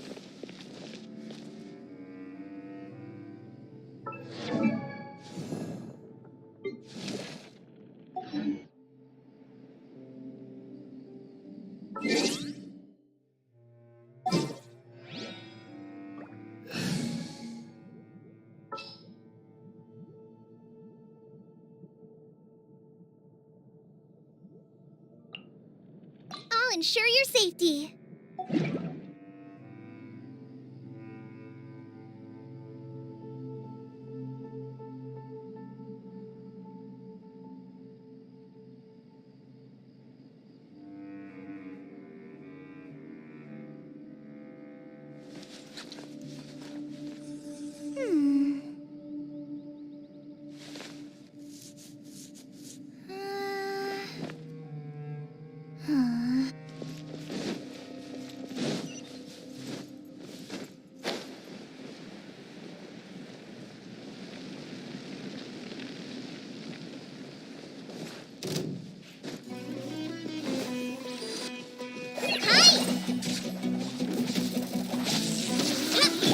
Our bond is strong. Yeah, brace yourselves.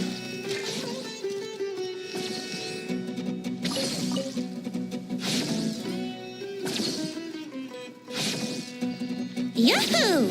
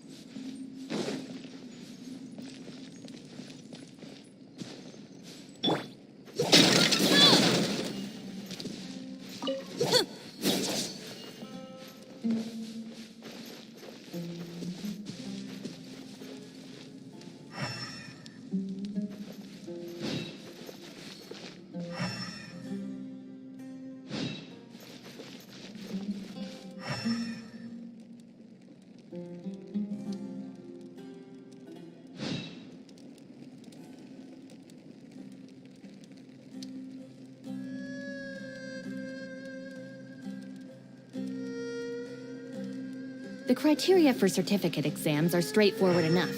What it really comes down to is whether you are willing to put in the time. If you study and practice, then it's really not all that difficult.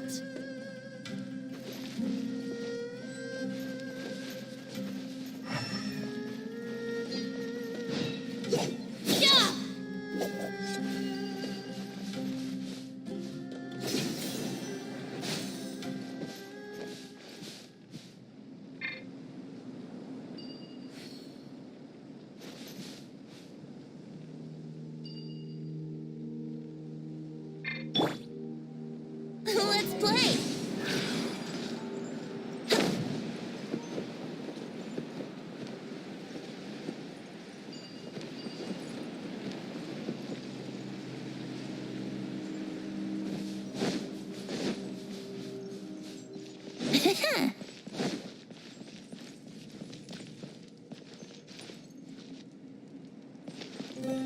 Wouldn't gliding be faster?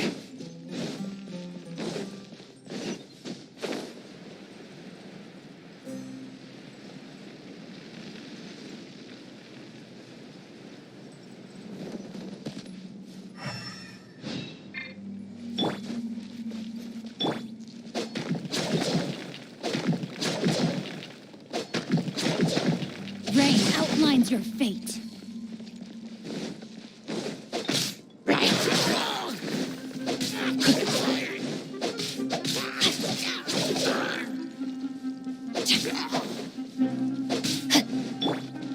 Here we go!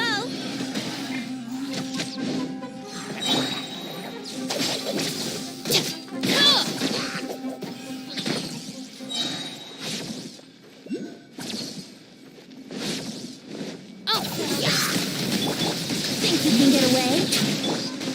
No, my sword! Right this on for time! Brace yourself! Here we go!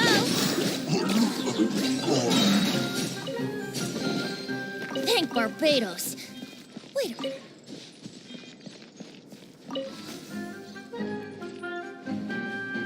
Huh. Time for takeoff. Brace yourselves. Hi!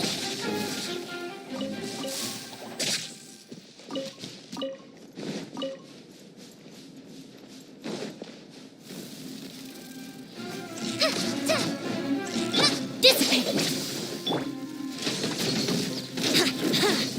Yahoo!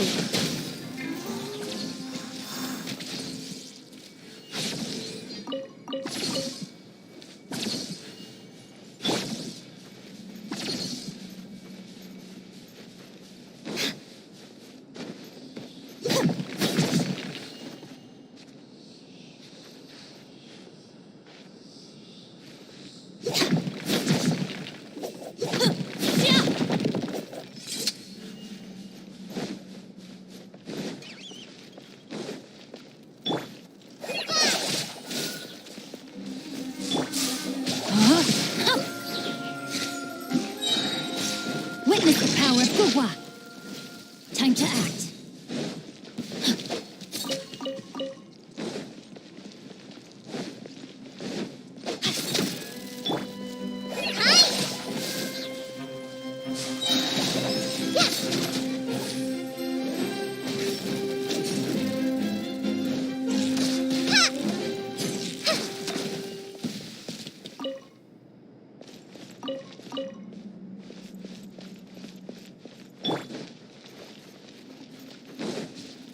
Stand with me! Yeah! Yeah! Out of my way! Yeah!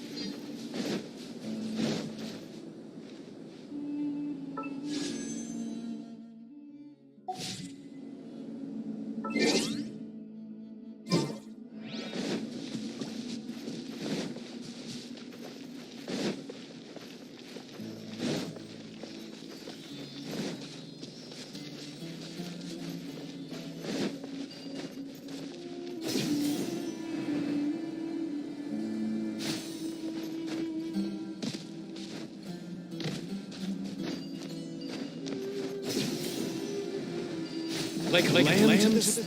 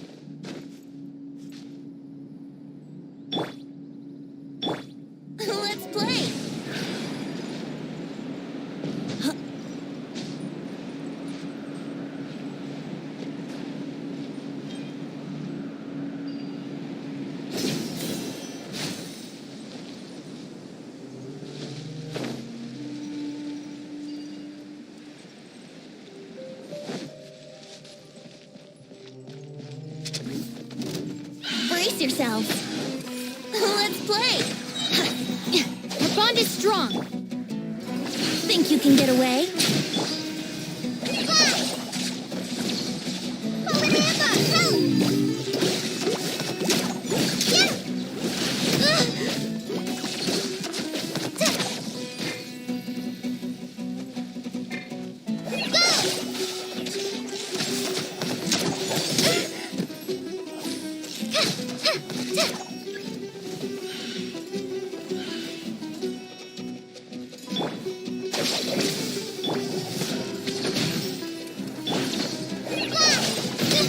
Don't touch me!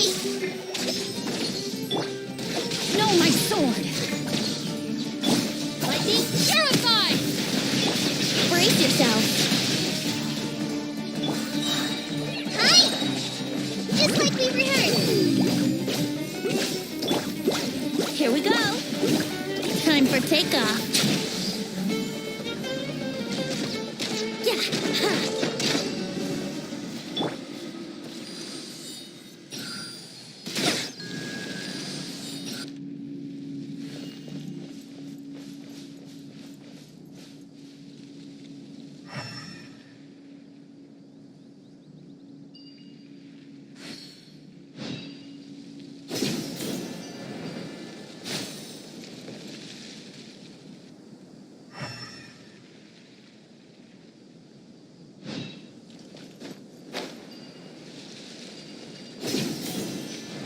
That's close enough. Brace yourselves.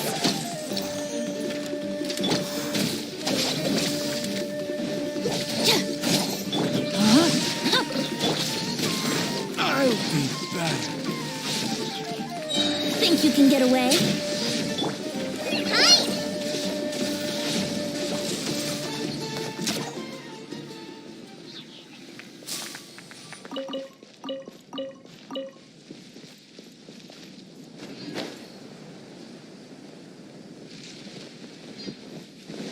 Yep.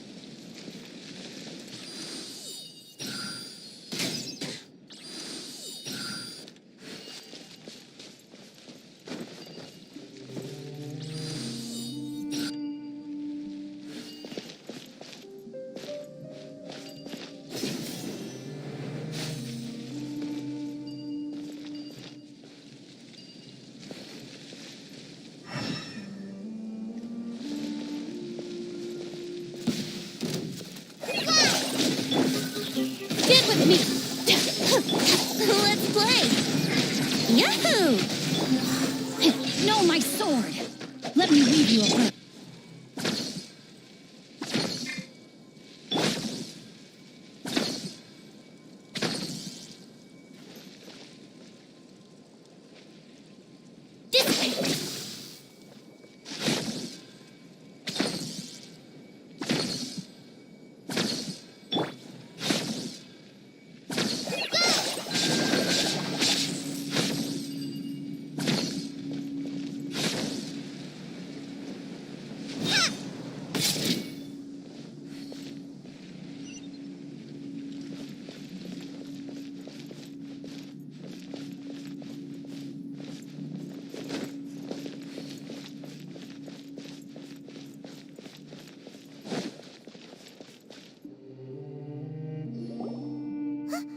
Look, there's someone over there. Good idea. Let's approach him.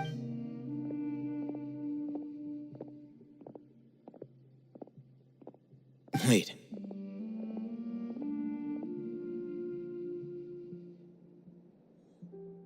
You're... He can't speak, and his eyes are unfocused. But he looks too young to be anyone's grandfather. Also, why is he the only one here? Didn't expect to see him here. You know him? He's Razak, a senior of mine at the Academia. He's a scholar too? Is he the kind that holes up in a forest and mumbles stuff about training? No, and that's the problem. Razak was never involved in any of those things. He never trained in the forest, let alone reach Satyavada life.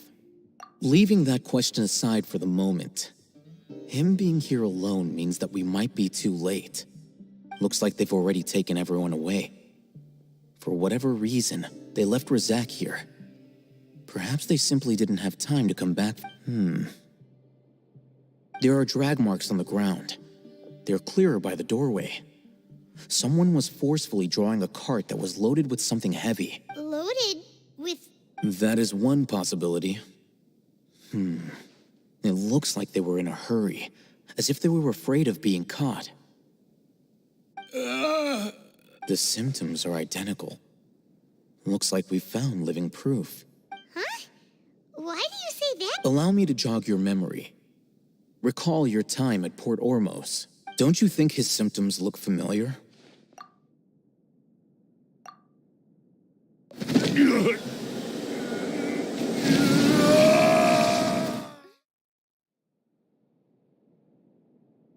Oh, now that you mention it, they're acting the same way. Correct. The Academia is behind all of this. It isn't difficult to deduce their rationale. First, the Academia spread a false rumor of the Scarlet King's resurrection, emphasizing the role of the village keepers, the mad scholars who were exiled to Aru village. These rumors were all the persuasion that the radicals needed, and those based in Aru village leapt into action. As well as being able to exploit the radicals for their own ends, this scheme has one further advantage to the Academia. All the risks and responsibilities are offloaded onto the Scarlet King's followers. Life for the desert dwellers has been brutal ever since the Scarlet King's death all those years ago. Beneath this, many would give everything they have for the prospect of something better.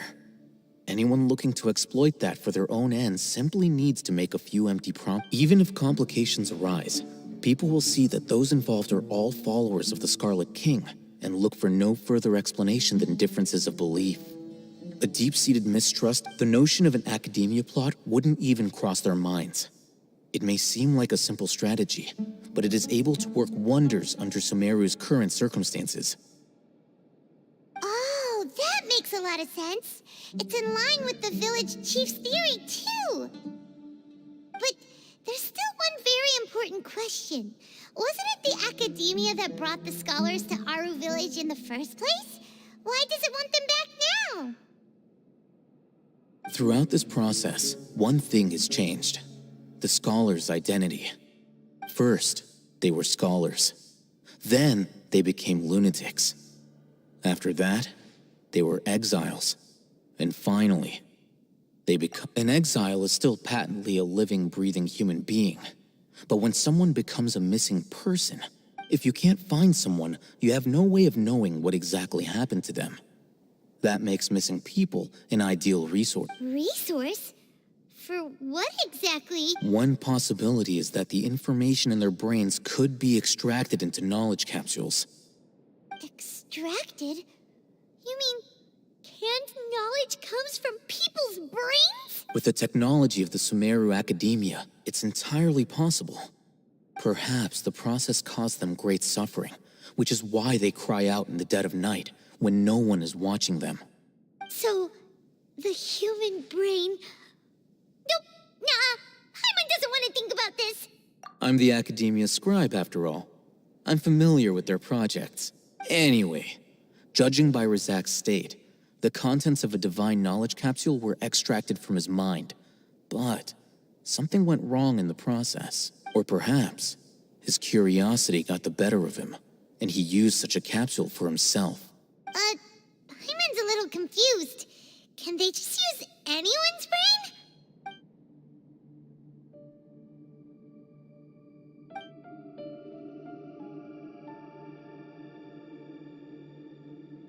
The look on your face tells me you've realized the answer. That's right. To some scholars, gaining knowledge about the gods is their entire life's pursuit. Extracting canned knowledge is just one of the extreme measures they turn to. However, I can't help but wonder, what do they seek to gain from divine knowledge? The academia is going out of their way to look for forbidden knowledge, but what is their ultimate goal? I've spent quite some time trying to analyze the contents of the divine knowledge capsule, but to no avail. It seems like— You mean you're not even slightly interested in getting your hands on this forbidden stuff? all scholars seek to expand the horizons of knowledge, but I'm not particularly interested in gods, so I don't share their degree of zealotry. Extracting information from people as if they were lifeless objects? If this is the direction of academic progress, then the academia may as well shut its doors. Sounds like you're really against all this. Of course. The academia's actions run contrary to their rules. Whether it be academics or knowledge, everything has its boundaries. If those lines are crossed, the rules and order that govern everything in the world will be destroyed. This matter needs to be corrected, just like fixing a typo in a book. Wait, didn't you step in to help because you felt sympathy for those poor people? Not to be callous, but no. My criteria are a little more restrictive than that. There is no shortage of suffering in Sumeru, and the same can be said for the rest of Teyvat as well. What do you— Probably not. Paimon's not sure. You can say that. Simply put, I don't blindly place my faith into strength or heroism. I do what I want.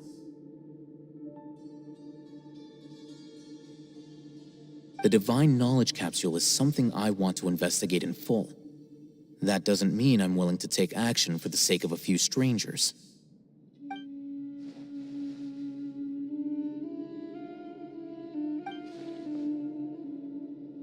Paimon's been wanting to say this for a while. There are a lot of bad guys in the academia, but... You're Though I must say, I quite enjoy this feeling of being the odd one. Uniqueness is also an asset, is it not? Wow, that's a great way to think about it. Paimon's really impressed. If only Miss Shani had a similar mindset. I'm just a more likable person than her in general. There's nothing more to it than that.